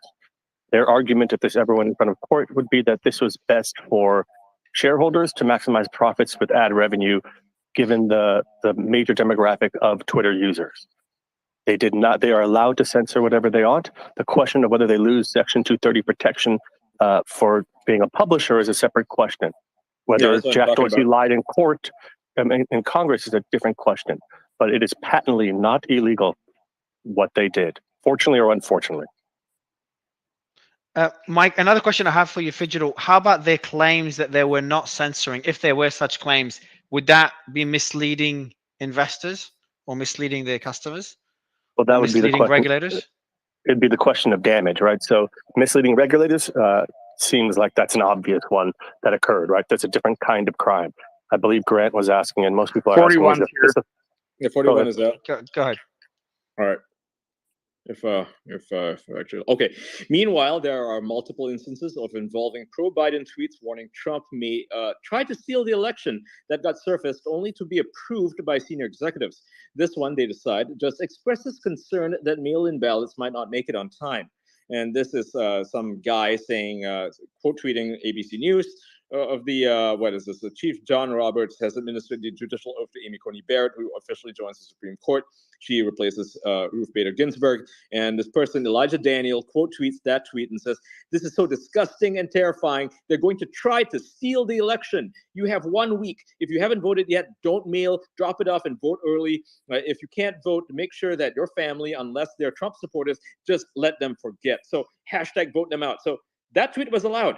That was totally allowed because a leftist tweeted it, even though it's probably worse, it's arguably worse than what Trump tweeted out. So it's okay for him to say that. It's okay for him to say, don't do mail-in ballots, guys. Actually go out there and vote, and they're going to steal the election. That's fine. If you're a leftist, you can totally tweet shit like that out. That's fine. And just for clarity, so this is my takeaways. First of all, it's getting really hard to argue in Twitter's favor as these things come out. Besides for that legal factual basis of the fact that it was not illegal, disheartening and immoral, probably. But what I'm taking away from here is the left government entities made requests to Twitter to take down things. Twitter, most egregiously, not only took down stuff that was requested, but was actively looking to take down things that were left unfavorable, i.e. that would impact the election in Trump's favor or against Trump's disfavor. And it sounds like that the Republican Party, nobody made any requests to Twitter ever. That's insane. Yeah, that's surprising. But they said Republicans were fascists. Yeah, funny, Brian. Yeah, Eric Bowling has just joined us. So yeah, you can speak if you want to, Eric. Otherwise, Eric, you're muted. Yeah, Lala, Ari, you can jump in as well. By the way, Stephen, check your DM. Go ahead, sorry. I did have a question. Eric's speaking, yeah. Eric, go ahead. Allow me to just, I apologize. I wanted to let you know this group is amazing. And Ian was on with my show yesterday, and he's on again tonight. You want to check it out. And for me, the takeaway here isn't whether or not what Twitter was doing was technically legal or illegal. The takeaway is that Twitter is other social media entities hide behind the Section 230 rules of kind of a prophylactic protection against some litigations. Well, if that's going to be the case, it should be used evenly across all sectors of the American public or the world public, really, or anyone who may be interested in suing an entity like Twitter, Facebook, etc. If not, then they certainly should be able to pick and choose who they want to shadow ban or censor, but don't hide behind these Section 230. We all know, given the choice, they would remain part of the blanket umbrella under Section 230. then stop doing some of the things they're doing. And Ian, just want to let everyone know, Ian had some really concise, cogent comments on that, and inviting you and everyone else to watch it tonight. But and Mario, got to get you on too, my friend. But thank you guys for what you're doing. Thank you. Thanks, man. Appreciate you dropping in. Tom, how are you? Tom, you there? Tom, welcome back. Tom is just too devastated by this news. Tom, did you see the latest drops? I have. I've been looking at them very carefully. This is pretty astonishing information. You have the FBI working with Twitter to target FBI. I think FBI just tried to call you. I think. Yeah. The FBI targeting conservatives for censorship through Twitter. And that raises a host of potential legal questions for those who have been subject to such censorship. I know similarly in California, I know Twitter was being used by the California Secretary of State's office. Similarly, they persuaded YouTube to take down a Judicial Watch video. And we sued the California Secretary of State on that YouTube censorship. So I can imagine similar lawsuits could be in the offing here. And then we see basically that President Trump was taken off of Twitter for no good reason. It's pretty clear that they punished him because they didn't like his tweets over a series of 4 years. And he didn't have any tweets that required suspension. And thirdly, you have President Trump being censored and suppressed, again, for no good reason, fair tweets about election controversies in the days before the election. And I just saw that one of my tweets pops up, or there's a reference to a tweet because a congressman dared to retweet me, and they wanted to punish the congressman somehow for doing so. And I know that I was targeted as well, simply because my tweets were constantly suppressed, even though I was posting material on election controversies that were completely accurate and well-founded. And Judicial Watch is a national election law expert, so we have been around the block many times on these issues. And for Twitter to start targeting us just showed how partisan and ideological they were. It was so bad that when I would tweet New York Times stories, they would actually censor the New York Times stories. That's how desperate they were to control the conversation. And I tell you, if we had a Justice Department we could trust, there'd be a criminal investigation going on to what went on here. Thank you, Tom. We're backed up a little bit. We got 42 and 43 that just came in. I'll rattle off 42 quick, and then I'll hand it over to Ian. That's understandable in all caps. Even the hashtag steal our votes, referencing a theory that a combo of Amy Coney Barrett and Trump will steal the election is approved by Twitter brass because it's quote unquote understandable and a quote unquote reference to a U.S. Supreme Court decision, end quote, with a few screenshots there. Ian? Yeah, I'll carry on from here. So it's just some random blue check mark, some guy named Dumbass Genius. I guess he's a dumbass. He's not really a genius, claiming that Amy Coney Barrett is going to steal our votes. And, it's nonsense, right? It's a conspiracy theory on the left. It's what we call blue anon. And they're having a little conversation here in the chat and saying, Yoel Roth says, not seeing the violation here. So he didn't see the violation. He didn't see anything wrong with them saying, with the Democrats claiming ridiculously that that Trump and Amy Coney Barrett are going to steal the election. Nothing wrong with that. That's fine to tweet. That's fine to put that out there. It's insane shit. And he puts that out there. And then another guy tries to justify it, says, that's understandable. I believe it's a reference to a Supreme Court decision on processing mail-in ballots that arrive on election day. Total nonsense. And number 43 says, in this exchange, again, unintentionally humorous, former Attorney General Eric Holder claimed that the U.S. Postal Service was deliberately crippled, ostensibly by the Trump administration. Again, that's nonsense. That never happened, right? He was initially, correctly, hit with a generic warning label, but it was quickly taken off by Yoel Roth.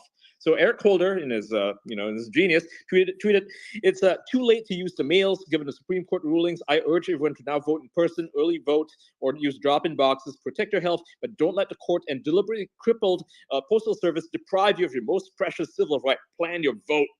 And then, Yoel Roth actually removed a warning from that tweet. Remove the warning from that tweet. So it's a very one-sided way of applying the rules and regulations here. Number 44 is also out. I shall read that as well if this actually loads properly. Okay, here we go. 44. Later in November 2020, Yoel Roth asked if the staff had a debunk moment on the SCYTL or Smartmantic vote counting stories, which his DHS contacts told him were a combination of about 47 conspiracy theories. So the DHS referred to it in a call today, sadly not public, as a combination of about 47 different conspiracy theories. So hopefully there's stuff out there. So he wanted to suppress any reporting on the Smartmatic vote counting conspiracies. He didn't really have evidence for it, right? He was just told, oh, it's just conspiracy theory. Now, whether it is or isn't, kind of, you need the facts to claim that it is.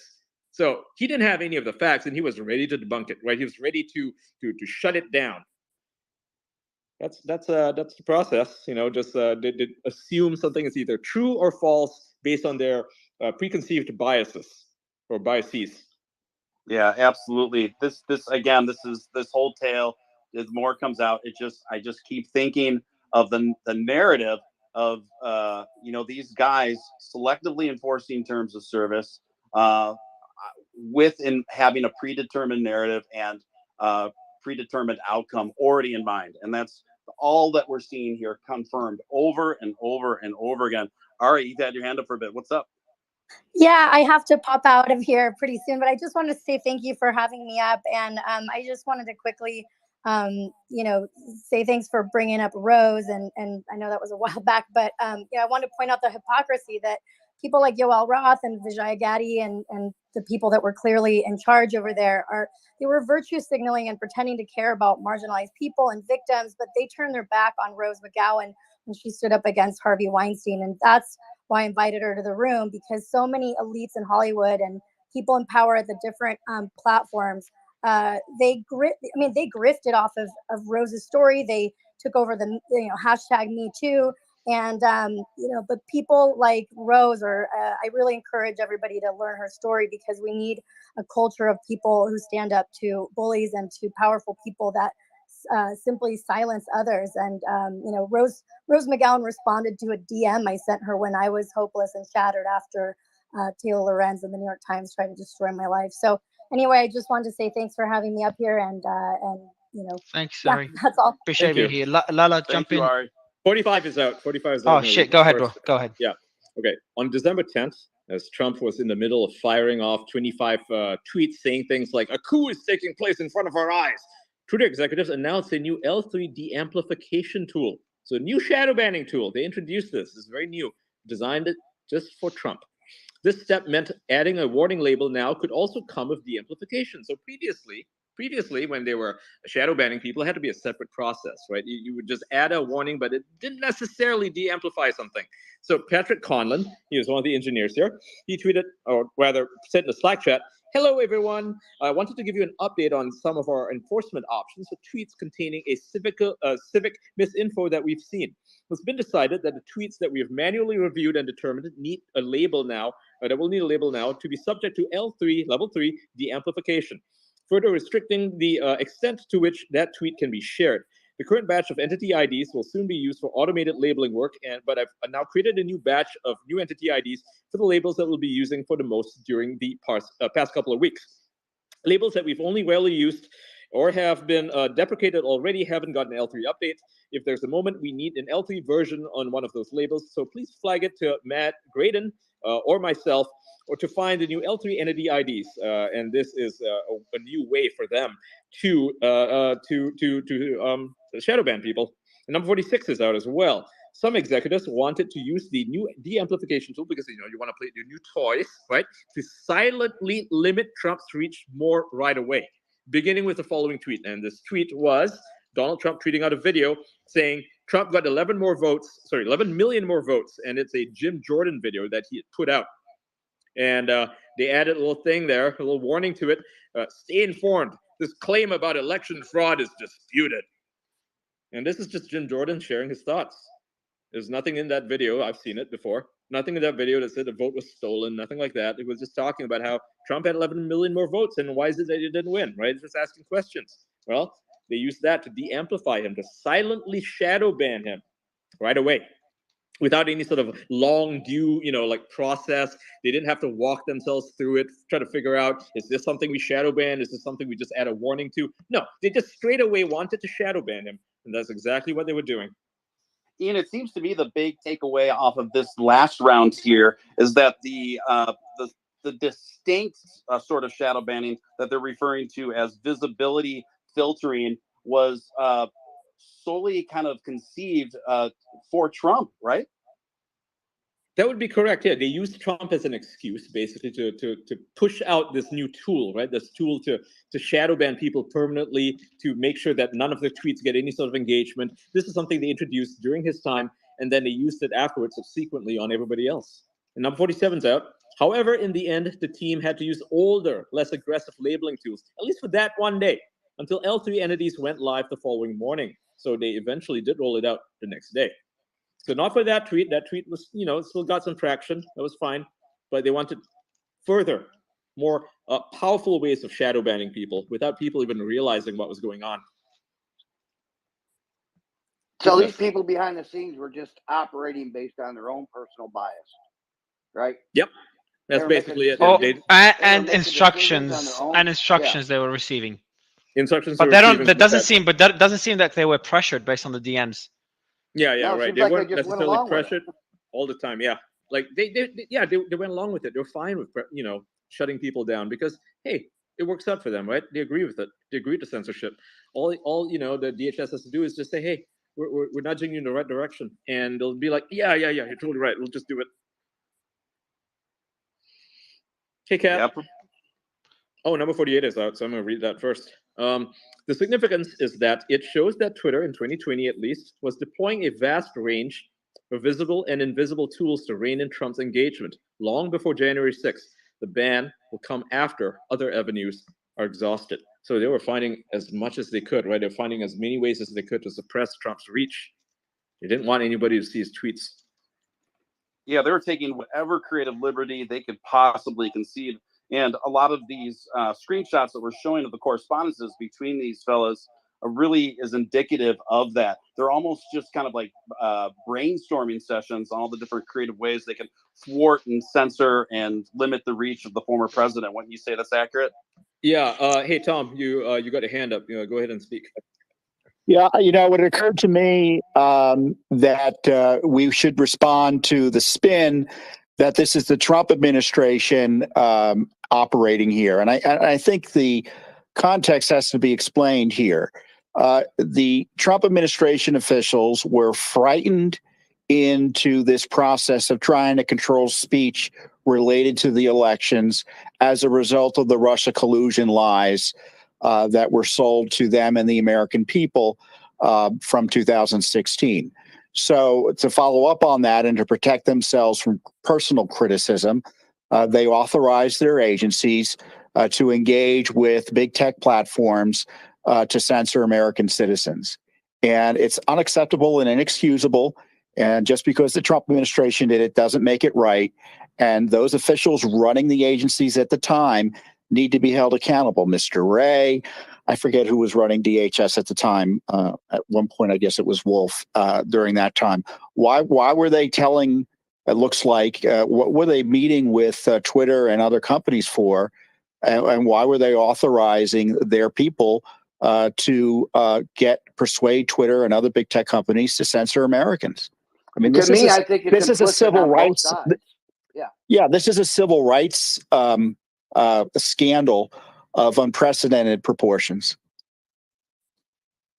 Absolutely. Yeah, you had your Go ahead, Ian.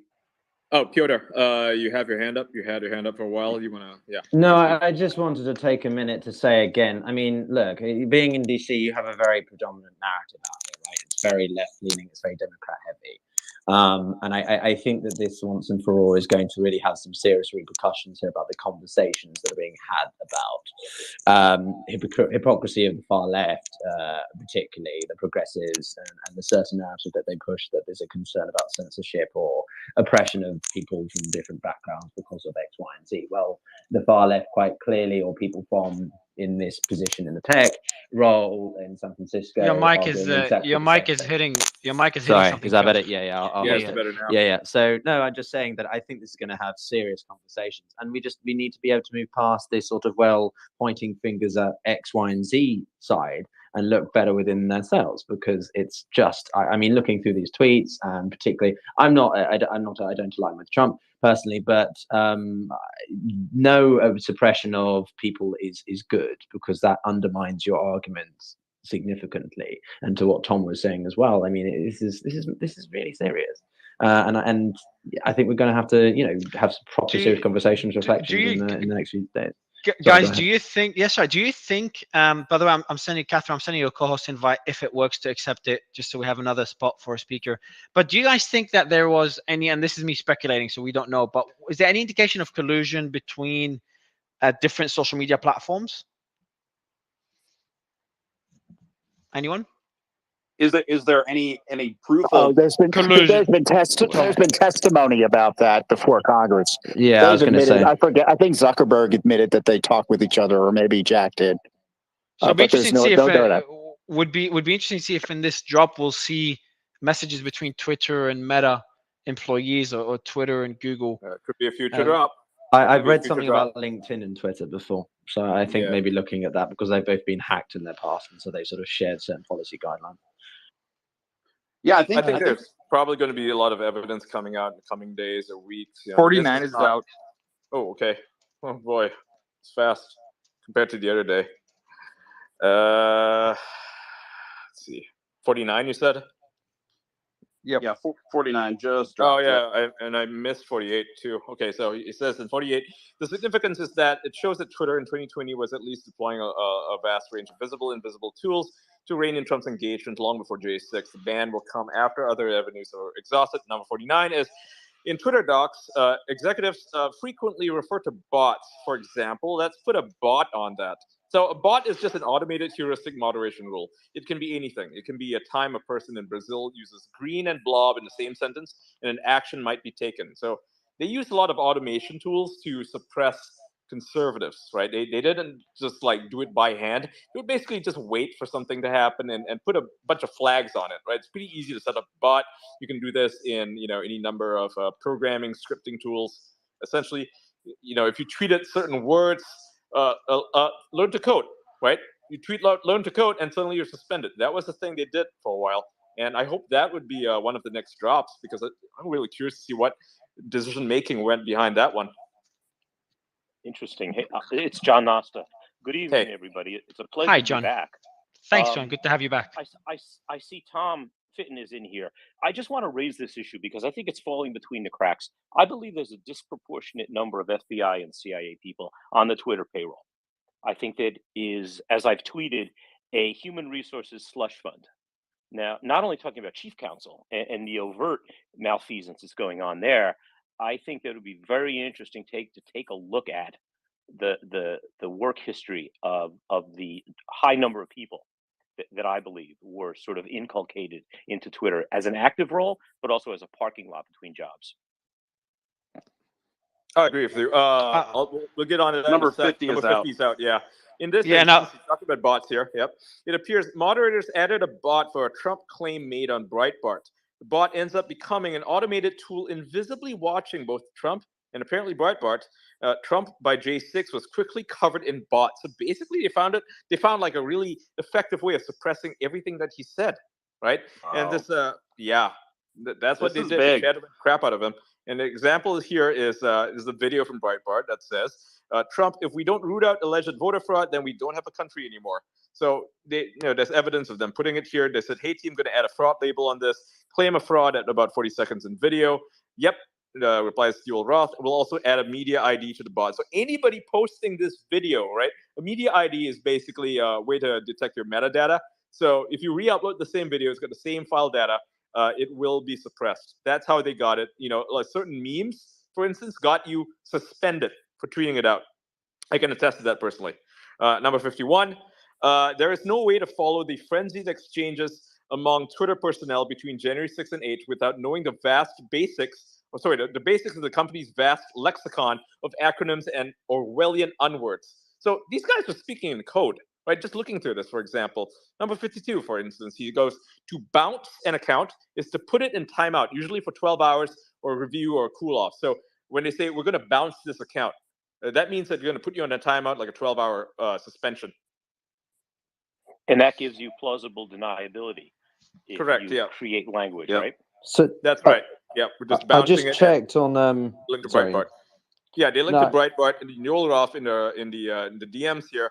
The Slack chat says that give a heads up to folks, give it another few minutes, then proceed with bouncing. So they're going out of their way to suppress Breitbart News, which is a journalistic news website, conservative news website, and they use that to bounce it. Incredible. These guys are the most unfun hall monitors ever. Mm-hmm. I sent. I did it. I want to get the audience's opinion about the collusion. Audience, I've just tweeted and I've pinned it above. If you think Twitter colluded with other social media platforms, probably should have made it into a poll. Would have been easier, but you can comment there. Why Piotr, don't you what just did you? redo it and make it a poll? Be better. It's only 2 minutes out. Great idea. Yeah. I'll yes do. or no. I'll do it now. Yeah. Or Piotr, just make it. you about No, to say no. I something? just wanted to make one quick point. So I'll shut up because I know I talk about. But no, I think because I've been shadow banned on Instagram, and I mean Instagram Meta, it's more left leaning now. But you know, as I say, I'm pretty centrist on my opinions. But I'm pretty sure that there are certain features or certain things. I think the big tech companies tend to have like a certain sort of unofficial sort of set of guidelines. I am like completely speculating here, but from what I understand from people who work in Silicon Valley and that sort of thing, you know, there's a fair amount of overlap in terms of people rotate a lot, right? It's a rotating door, so people go from Snapchat to Instagram to Facebook to LinkedIn. It's all sort of happy-go-dory sort of exchange of ideas and values. So I'm pretty sure that they take some sort of like a handbook of sort of, you know, principles and thoughts. Okay, number 53 is out. So yeah. It goes interstitial, one of the many nouns used as a verb in Twitter speak. Denialist is another. Means placing a physical label atop a tweet so it can't be seen. Interesting. So that's an interstitial, right? And I just added Dr. Rolligator. I guess he's a pretty popular guy. He's in the chat now. So if he wants to speak, he can. Yeah. There's actually just something I wanted to bring up. People are going to remember this when I mention it, but that might not have stuck in their memory. Before the election, they turned on a feature that changed the way that retweets worked, and you couldn't retweet directly anymore. You could only do a quote tweet. And what happened was they decided to tell all of the tech outlets where they had friends that they were doing this and how to get around it. Because if you did not fill out any content on the quote tweet, then it would just be a regular retweet. So what wound up happening is people who weren't aware of this would wind up turning the original retweets into onions. So you'd have to like go several layers down through the quote tweets to find the original shared content, which was able to further slow the spread of news that they didn't want to spread. Whereas the regular news outlets could, you know, tweet to their main line, and everything would be flowing just fine. And since they were explaining this to people who were reading the tech platforms like Verge and other Mashable and other outlets like that, they were explaining how to get around this. That meant that their stories could spread, you know, more regularly. And what people were doing was they didn't want to put a quote when they tweeted. They just wanted to retweet. So most of the tweets wound up being like just a period to put something there so that they could get the tweet out. But that created onion layers where you'd have to delve several layers deep in order to get to the original tweet, unless it was the original quote tweet. And they turned that off sometime, I think, late December, and said that their experiment was over, and the results were that most people didn't understand what was going on. Whoops. So I just wanted to bring that up in case anyone had forgotten it, because that's another way that they were controlling mechanisms without violating any, you know, people violating rules. They were just confusing the users, but telling some users how the game worked. I do recall that, and 55 is out. It says, this is all necessary background of January 6th. Before the riots, the company was engaged in an inherently insane / impossible project trying to create an ever-expanding ostensibility rational set of rules to regulate every conceivable speech situation that might arise between humans. Okay. And then there's just a follow-up tweet that just happened seconds ago. This project was preposterous, yet its leaders were unable to see this. having become infected with groupthink, coming to believe sincerely that this was Twitter's responsibility to control as much as possible what people could talk about, how often, and with whom. What do you think, Mario? This is insane, man. And I'm inviting. I'm seeing it. I'm going through the audience to see who's listening, and it's just nice to see people from both sides of the aisle Yeah, listening I to added this. Vivek here. He's got a lot of insights into how corporations work. So go ahead and speak. You talking to me? Yeah. Can you guys hear me? Yeah. Yeah, we can hear you. Yeah, I mean, somebody pinged me to join this, and I'm really enjoying the discussion. I mean, I think that the biggest part of this story remains, and I think, you know, there's a lot of smaller aspects to it that have come out, but the biggest part of the story remains the lurking state action, right? The idea that now the reality that governments are working with these companies to do their dirty work through the back door that the government could not get done through the front door under the Constitution. I first wrote that up in the Wall Street Journal in January of 2021, and it was dismissed as a conspiracy theory. I think that the purpose of writing about it was to warn about the most flagrant kind of constitutional violation of all, the kind that would go undetected. Because you know what, Vladimir Putin, if he wants to shut something down, he'll just shut it down directly. But in the US, if you're able to use the private company as an avatar, as a Trojan horse, to be able to do your dirty work instead, it's more likely to go undetected. And I'm sorry to say, it looks like as the more we're seeing come out in recent weeks, the more it looks like that piece back in January of 2021 was interpreted not as a warning, but as a how-to guide, because it has been far worse than I ever imagined. And I see a lot of the arguments that people have been making on Twitter and elsewhere suggesting that, well, just because the government told you to doesn't mean that it was coordination, doesn't mean that it was necessarily unconstitutional. And actually, you know, not to bore everyone and put everyone to sleep with the legal angle on this, but the Supreme Court's actually been pretty clear about what are the three things that comprise state action. It's either if you're responding to a threat, or if you're responding to an inducement. So that's either a stick or a carrot, or if you're engaged in what they call willful participation in a joint activity. And if you look at some of those files that Taibbi dropped tonight, look at the repeated pattern of coordination. That is willful participation in a joint activity, not to mention the responsiveness to implicit threats. And so I just think that's by far the most important dimension of this, and by far the most legally impactful one that, you know, as much as we might say something about the rest of what we saw from Barry Weiss's posts about, you know, knowingly shadow banning or whatever. I mean, those are revealing too. I think the state action element of this is the one that has by far the most Richter scale of 9 legal and constitutional implications. Yeah, but the interference, if you want to call it that, of the FBI with Twitter, the only evidence of that we see is when they told them to take down tweets, or suggested they take down tweets related to misinformation around mail-in voting. So the FBI has a job of protecting American elections, and that includes stopping misinformation that could impact an election. So I would beg to differ that. Okay, hold on a second. So just to you're wrong, because Jen Psaki called for social media companies to collaborate on banning people from all social media platforms. So there was definitely she publicly called for it. Well, Ian, one step better on that.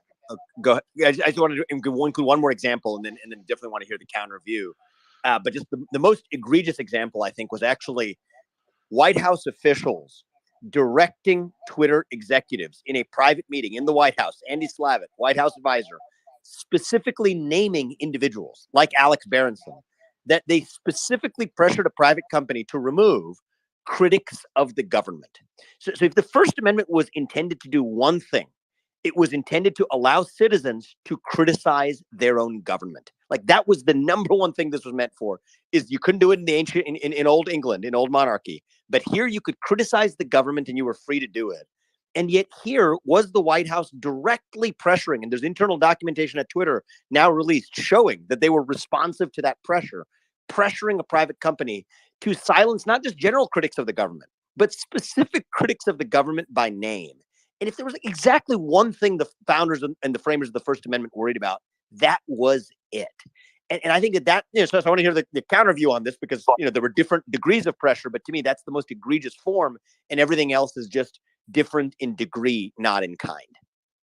Yeah, I don't have any counter to that because I don't know enough information about that case you're talking about. I'm just talking about what we've seen tonight. I don't see any pressure by the FBI on Twitter to do anything other than remove what they consider misinformation around mail-in voting and some inaccurate details that were provided in tweets.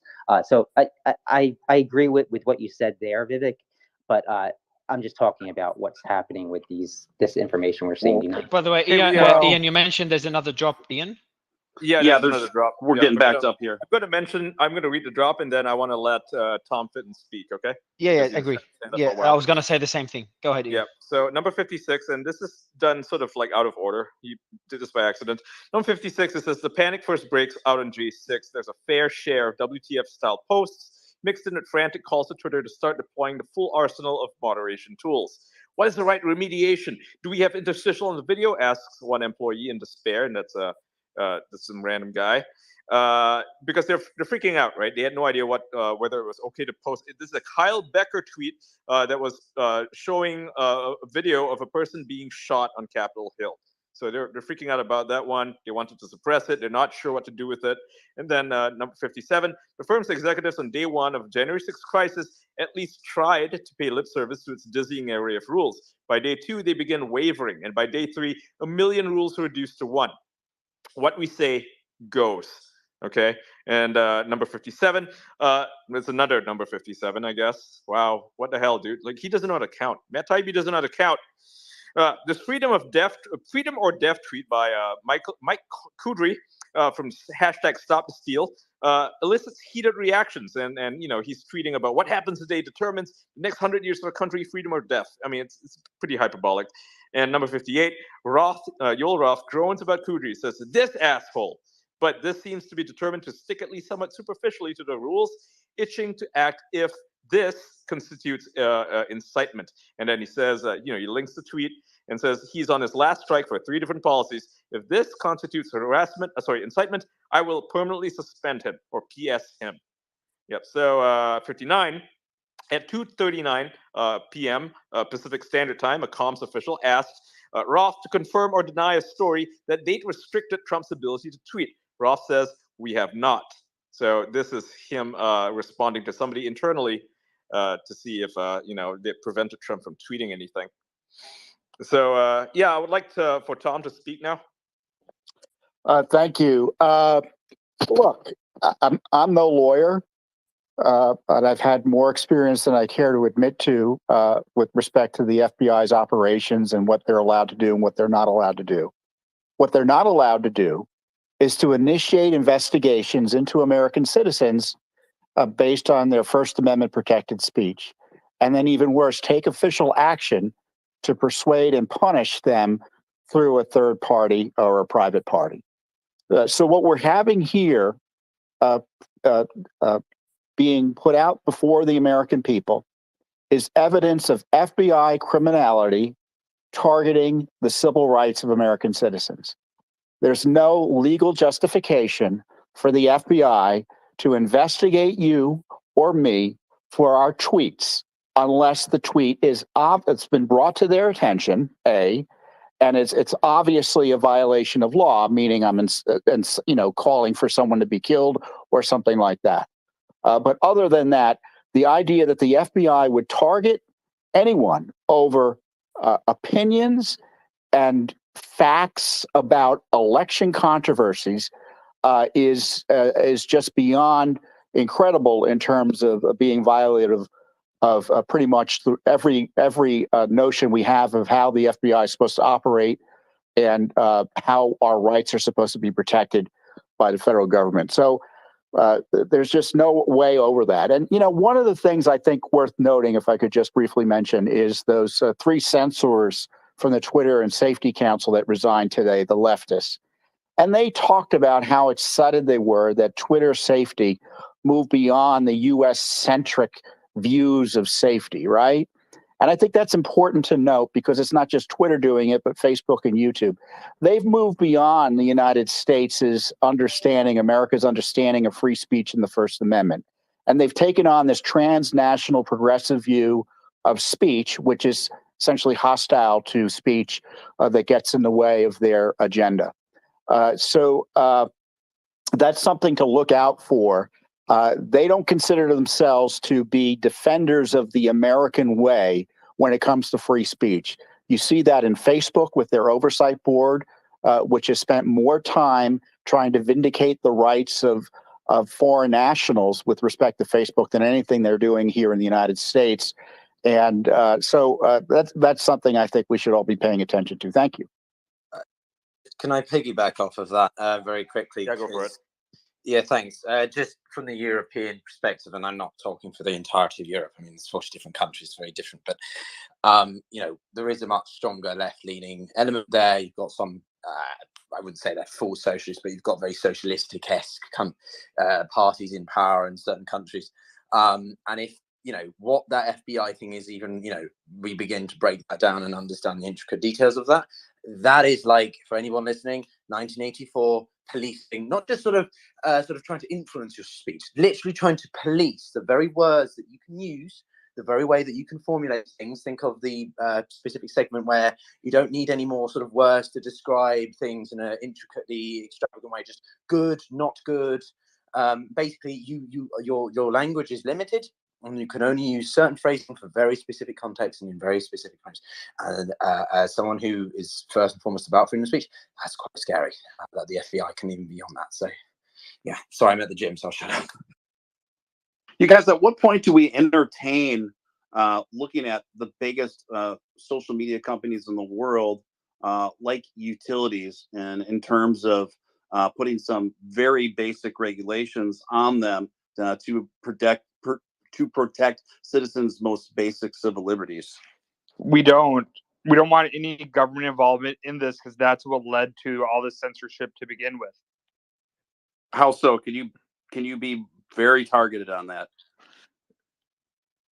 So when we go into regulation, we can think back to internet as utility. So the net neutrality back in 2017, where people were freaking out because the government all these tech companies were going private and all of this, and they wanted the internet to be a utility.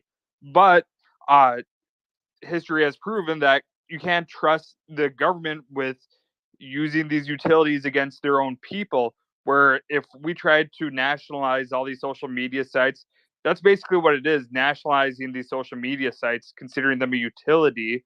The more government involved with Twitter itself. So how do we protect? So this is true, but how do we protect these kind of fundamentals? We're sort of at the mercy of whoever the owner of any given social media company. Mm-hmm. We're sort of at the mercy of them being sort of, you know, good-willed and kind of going along with these kind of principles and ideals that we share.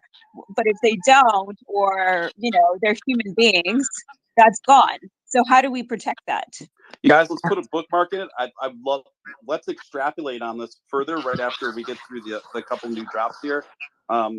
This theme of policy perhaps being stressed by queries from communications executives who themselves have to answer the public's questions occasionally appears. 2 days later, you see chatter about pulling comms out of the loop, and then again, there's a screenshot of a few folks on the safety integrity board going back and forth. We are already getting questions about conspiracy theories and our enforcement process all the time. Not a wait and see thing. And by the way, that person's name is redacted. The second person is Lauren Culbertson. She says, let's talk about that, but we need to hammer that out in ahead of an emergency and evolving situation. Redacted responds respectfully. It needs to be your team doing so holistically, to which Lauren responds, I don't think it's wise to reach out to comms folks proactively on this.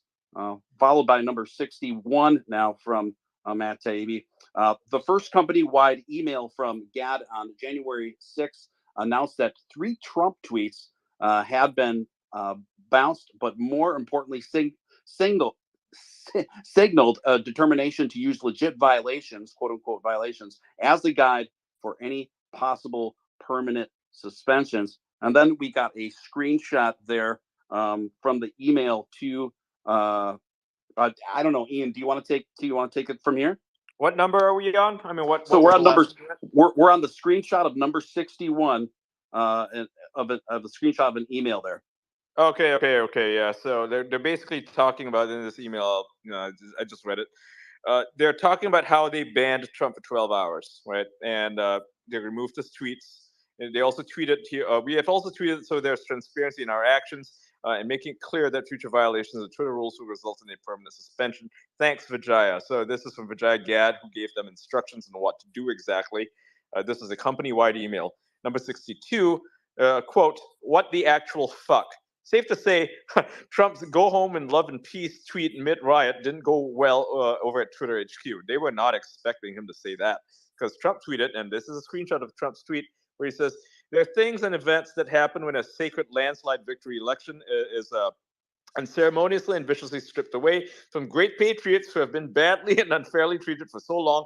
Go home with love and in peace. Remember this day forever. So he's telling people to get the fuck out of the Capitol, right? And they're having a little meltdown about this inside of Twitter, where Patrick Conlon says, what the actual fuck? Can this go to staff too? I'm labeling this now. And Yolroff replies, yes. Patrick Conlon replies, says, sorry, I actually got emotionally angry seeing that. Turns out I'm not a full robot. Who knew? And then someone else replies, and his name is redacted, says, it's gut-wrenching. He's a horrible human being. So they were like literally having conniptions over about Trump in the private Slack chat while deciding how to run the platform. I mean, I forget who it was who said that, you can't let your emotions get ahead of you because then you'll make bad decisions. And that's exactly what they did. They made a bad decision because they're all having a little, baby hissy fit over inside of the room instead of just, controlling their emotions. So that's where we are right now, where basically we're run by babies. Yeah, I'm annoyed. I'll give Mike to George. I'm annoyed about one thing with today's jobs. Like I was hoping we'll see a bit more bipartisan action from both sides of the aisle. Instead, we saw it even lean more targeted towards the right. George, I saw you unmute. Go ahead. Thank you. I think it's time to draw the principles here. So if I can just pull back a little bit to 30,000 feet, you guys are doing a great job with the details and naming some of the principles. But I just wanted to sum up for the listeners and anybody who joined lately. We almost don't need any more. Yes, we need full documentation of what's going on and all that. But it's very clear that what we're seeing here is the widespread and arbitrary, and as just mentioned, emotional suppression of opposing views by admittedly a private entity, but under the strong influence of government entities. And covered up, I'd love to hear some of the lawyers here talk about it, covered up by a widespread deception and misrepresentation about it to Congress, to the stockholders, to the Twitter users. There's downright and outright fraud going on. They're just lying about it through their teeth.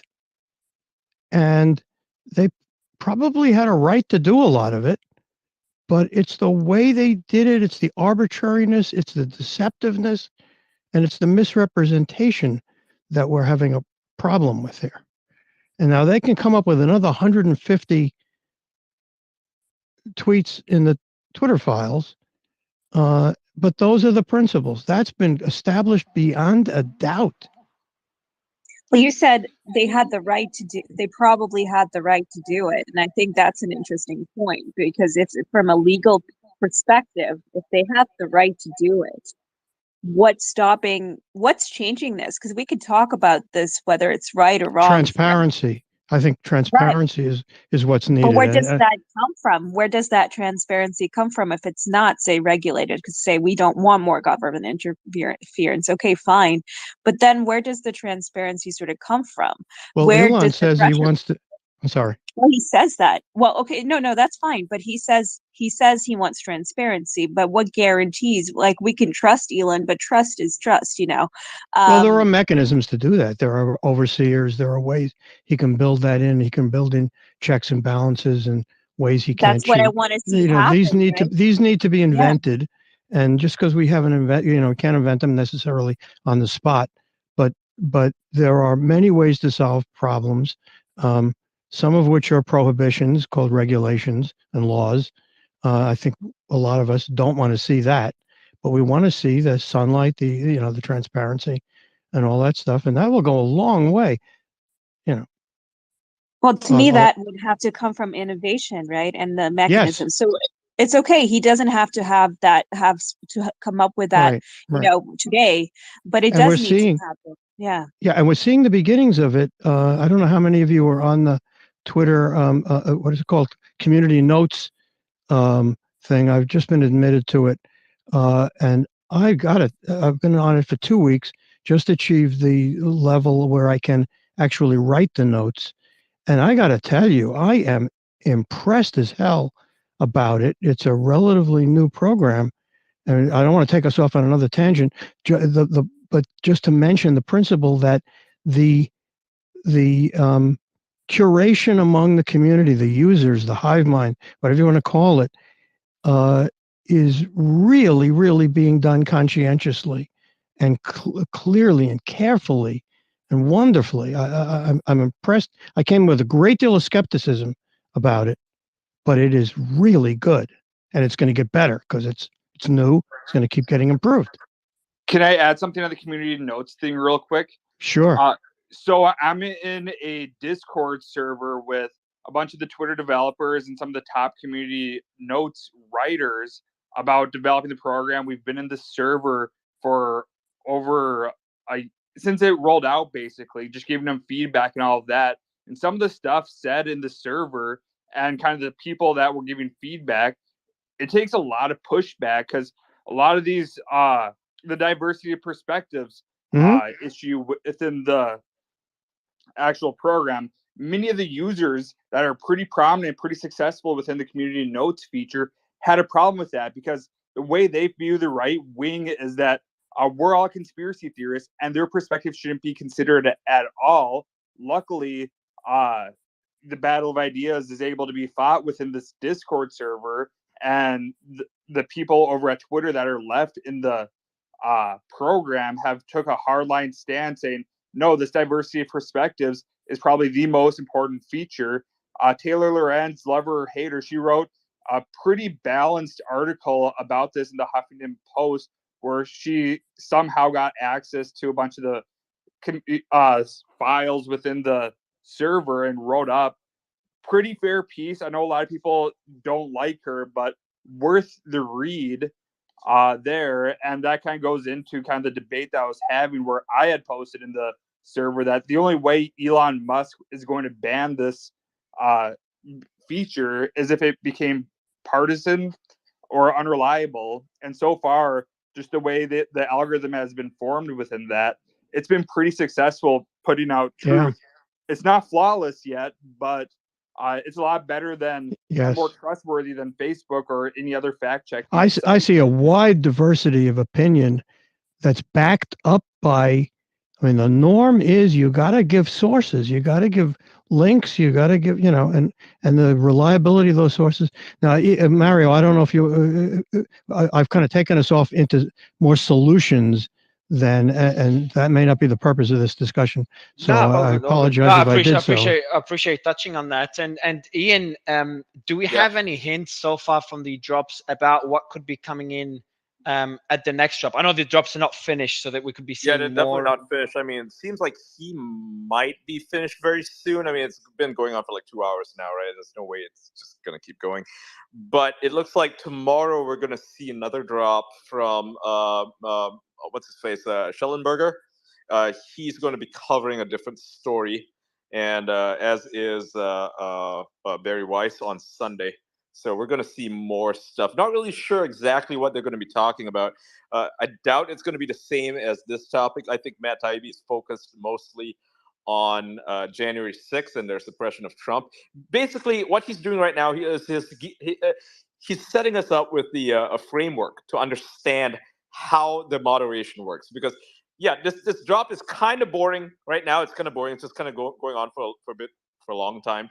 But it offers us a lot of context so that when he drops the new ones, we'll be able to understand it better, right? So, but for me, this drop had the biggest bombshells, though. Like I took notes here, the biggest three things from all the drops. Yes. Fucking long. Yeah. So the number one, the biggest bombshell number one is that Trump cabinet didn't use the censorship option. That one really surprised me. Surprised me more than the other two. The second one is Trump was shadow banned prior to the election, even 7 days before the election. That one surprised me, but less than the first one. Still, the fact that the Trump cabinet didn't actually use the censorship option, I'm still struggling to believe it. It's just so weird.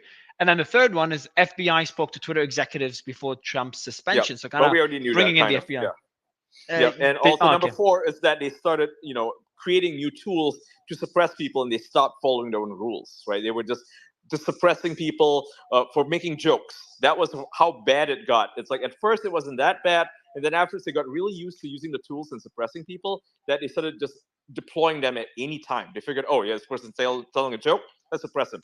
So it looks like he dropped two more. Familiar. Yeah, he dropped 2 more notes here. It says the last 2 notes about January 6th. Yoel Roth at one point looked and found Trump had a slew of duplicate bot applications. So here's what's funny. They had him so fucking suppressed that they had multiple rules against him for this, they shouldn't have, right? Like there should just be like one rule or something to suppress him. Instead, they had like multiple overlapping things to suppress him at the same time. Taibbi tweeted, by the end of the first day, top executives are still trying to apply the rules, and by the next day, they will contemplate a major change in the approach. Watch Schellenberger, so you should follow him, Michael Schellenberger, he's a good journalist, this weekend for the play-by-play on how all of that went down. So that we're going to get into nitty-gritty details on exactly what happened on January 6th. Basically, we'll see. I mean, he has a different type of tweet style. He's an interesting choice for this, don't you think? Oh yeah, like he's very conservative, and he's a pro-nuclear guy. He's not a very conservative, actually. He's more on the left. Yeah, I talked to him about it too. Yeah, he's not I always thought conservative. he was conservative because, like, No, people try to peg him as a conservative, but he's really more to the left, and he's. Well, I trust him. He's a good journalist. He I've read ran a lot of his stuff. Well, he also ran for office, so he was a politician, and he is very interested specifically in like homelessness. I helped him with that a little bit. Yeah, various stuff. Yeah, so very surprising choice.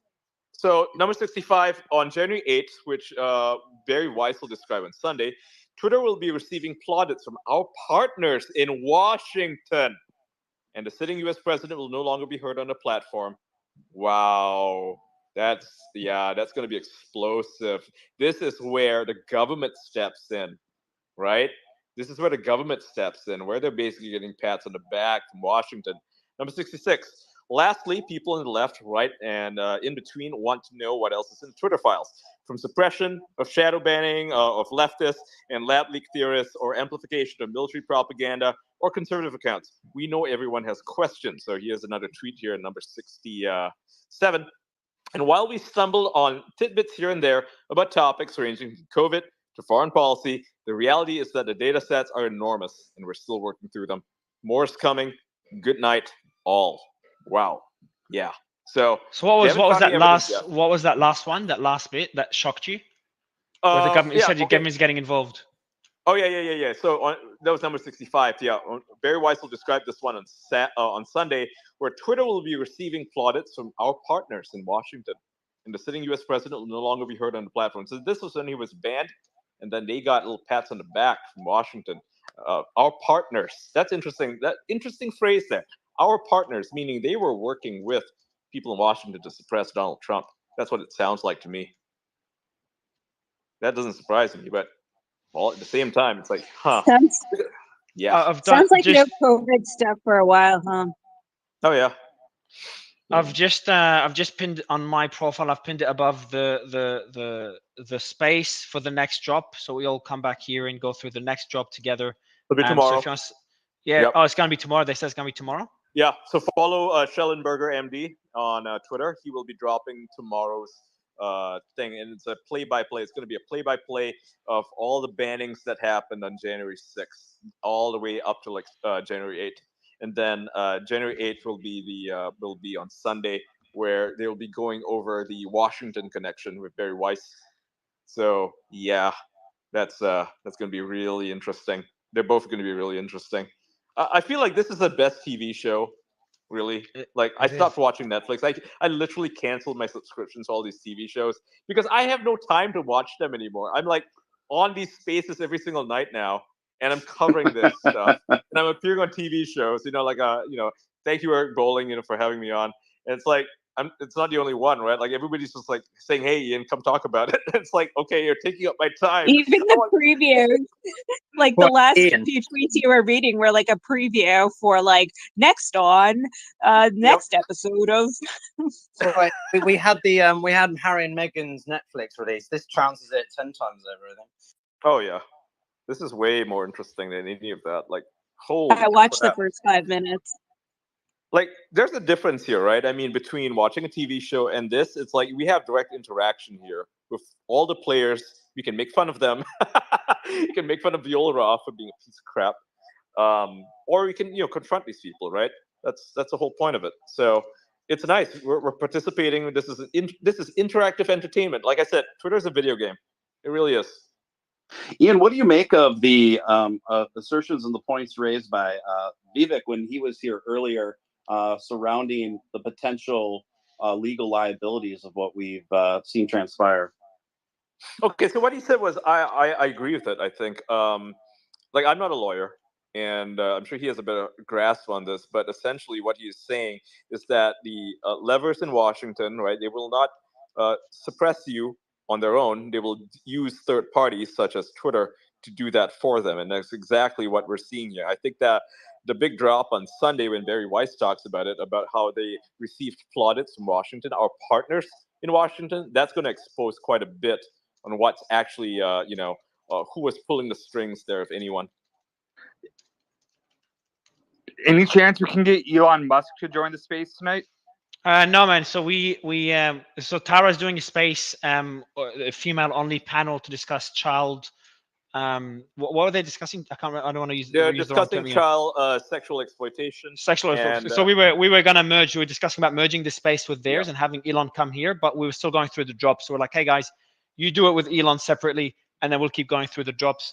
And which I find, yeah, that's what he's talking about them with them right now, because they initially started the space with Ella Irwin. She is one of the new trust and safety employees at Twitter, and she was the one who highlighted to Elon how Twitter had essentially like taken the money away or all the resources away from child sexual exploitation, right? So pedophiles are on this platform doing a lot of bad things, and there was nobody to deal with it. So she was the one who raised the issue to Parag Agrawal and Yoel Roth, and they refused to do anything about it. And as soon as Elon took over, she brought the issue to him, and he has made it, one of the company's top priorities to deal with abuse and child sexual exploitation and all that stuff.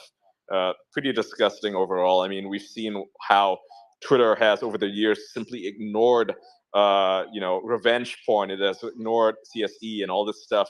It got sued for it, I think, in 2020 or 2019, and no one did anything about it. So, all right, guys. So I'm gonna end the space. Everyone, pin tweet on my profile and it's above. We'll see you again all tomorrow. I'm gonna get some rest. Ian, you need to go get some sleep.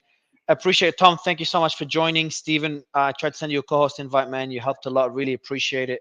And of course, all other speakers, John, Brian, Piotr, Harrison. Thanks a lot, guys. We'll see you all again tomorrow. Thanks, guys. Thank you so much, Mario. Bye, everyone. See you, everyone. Bye.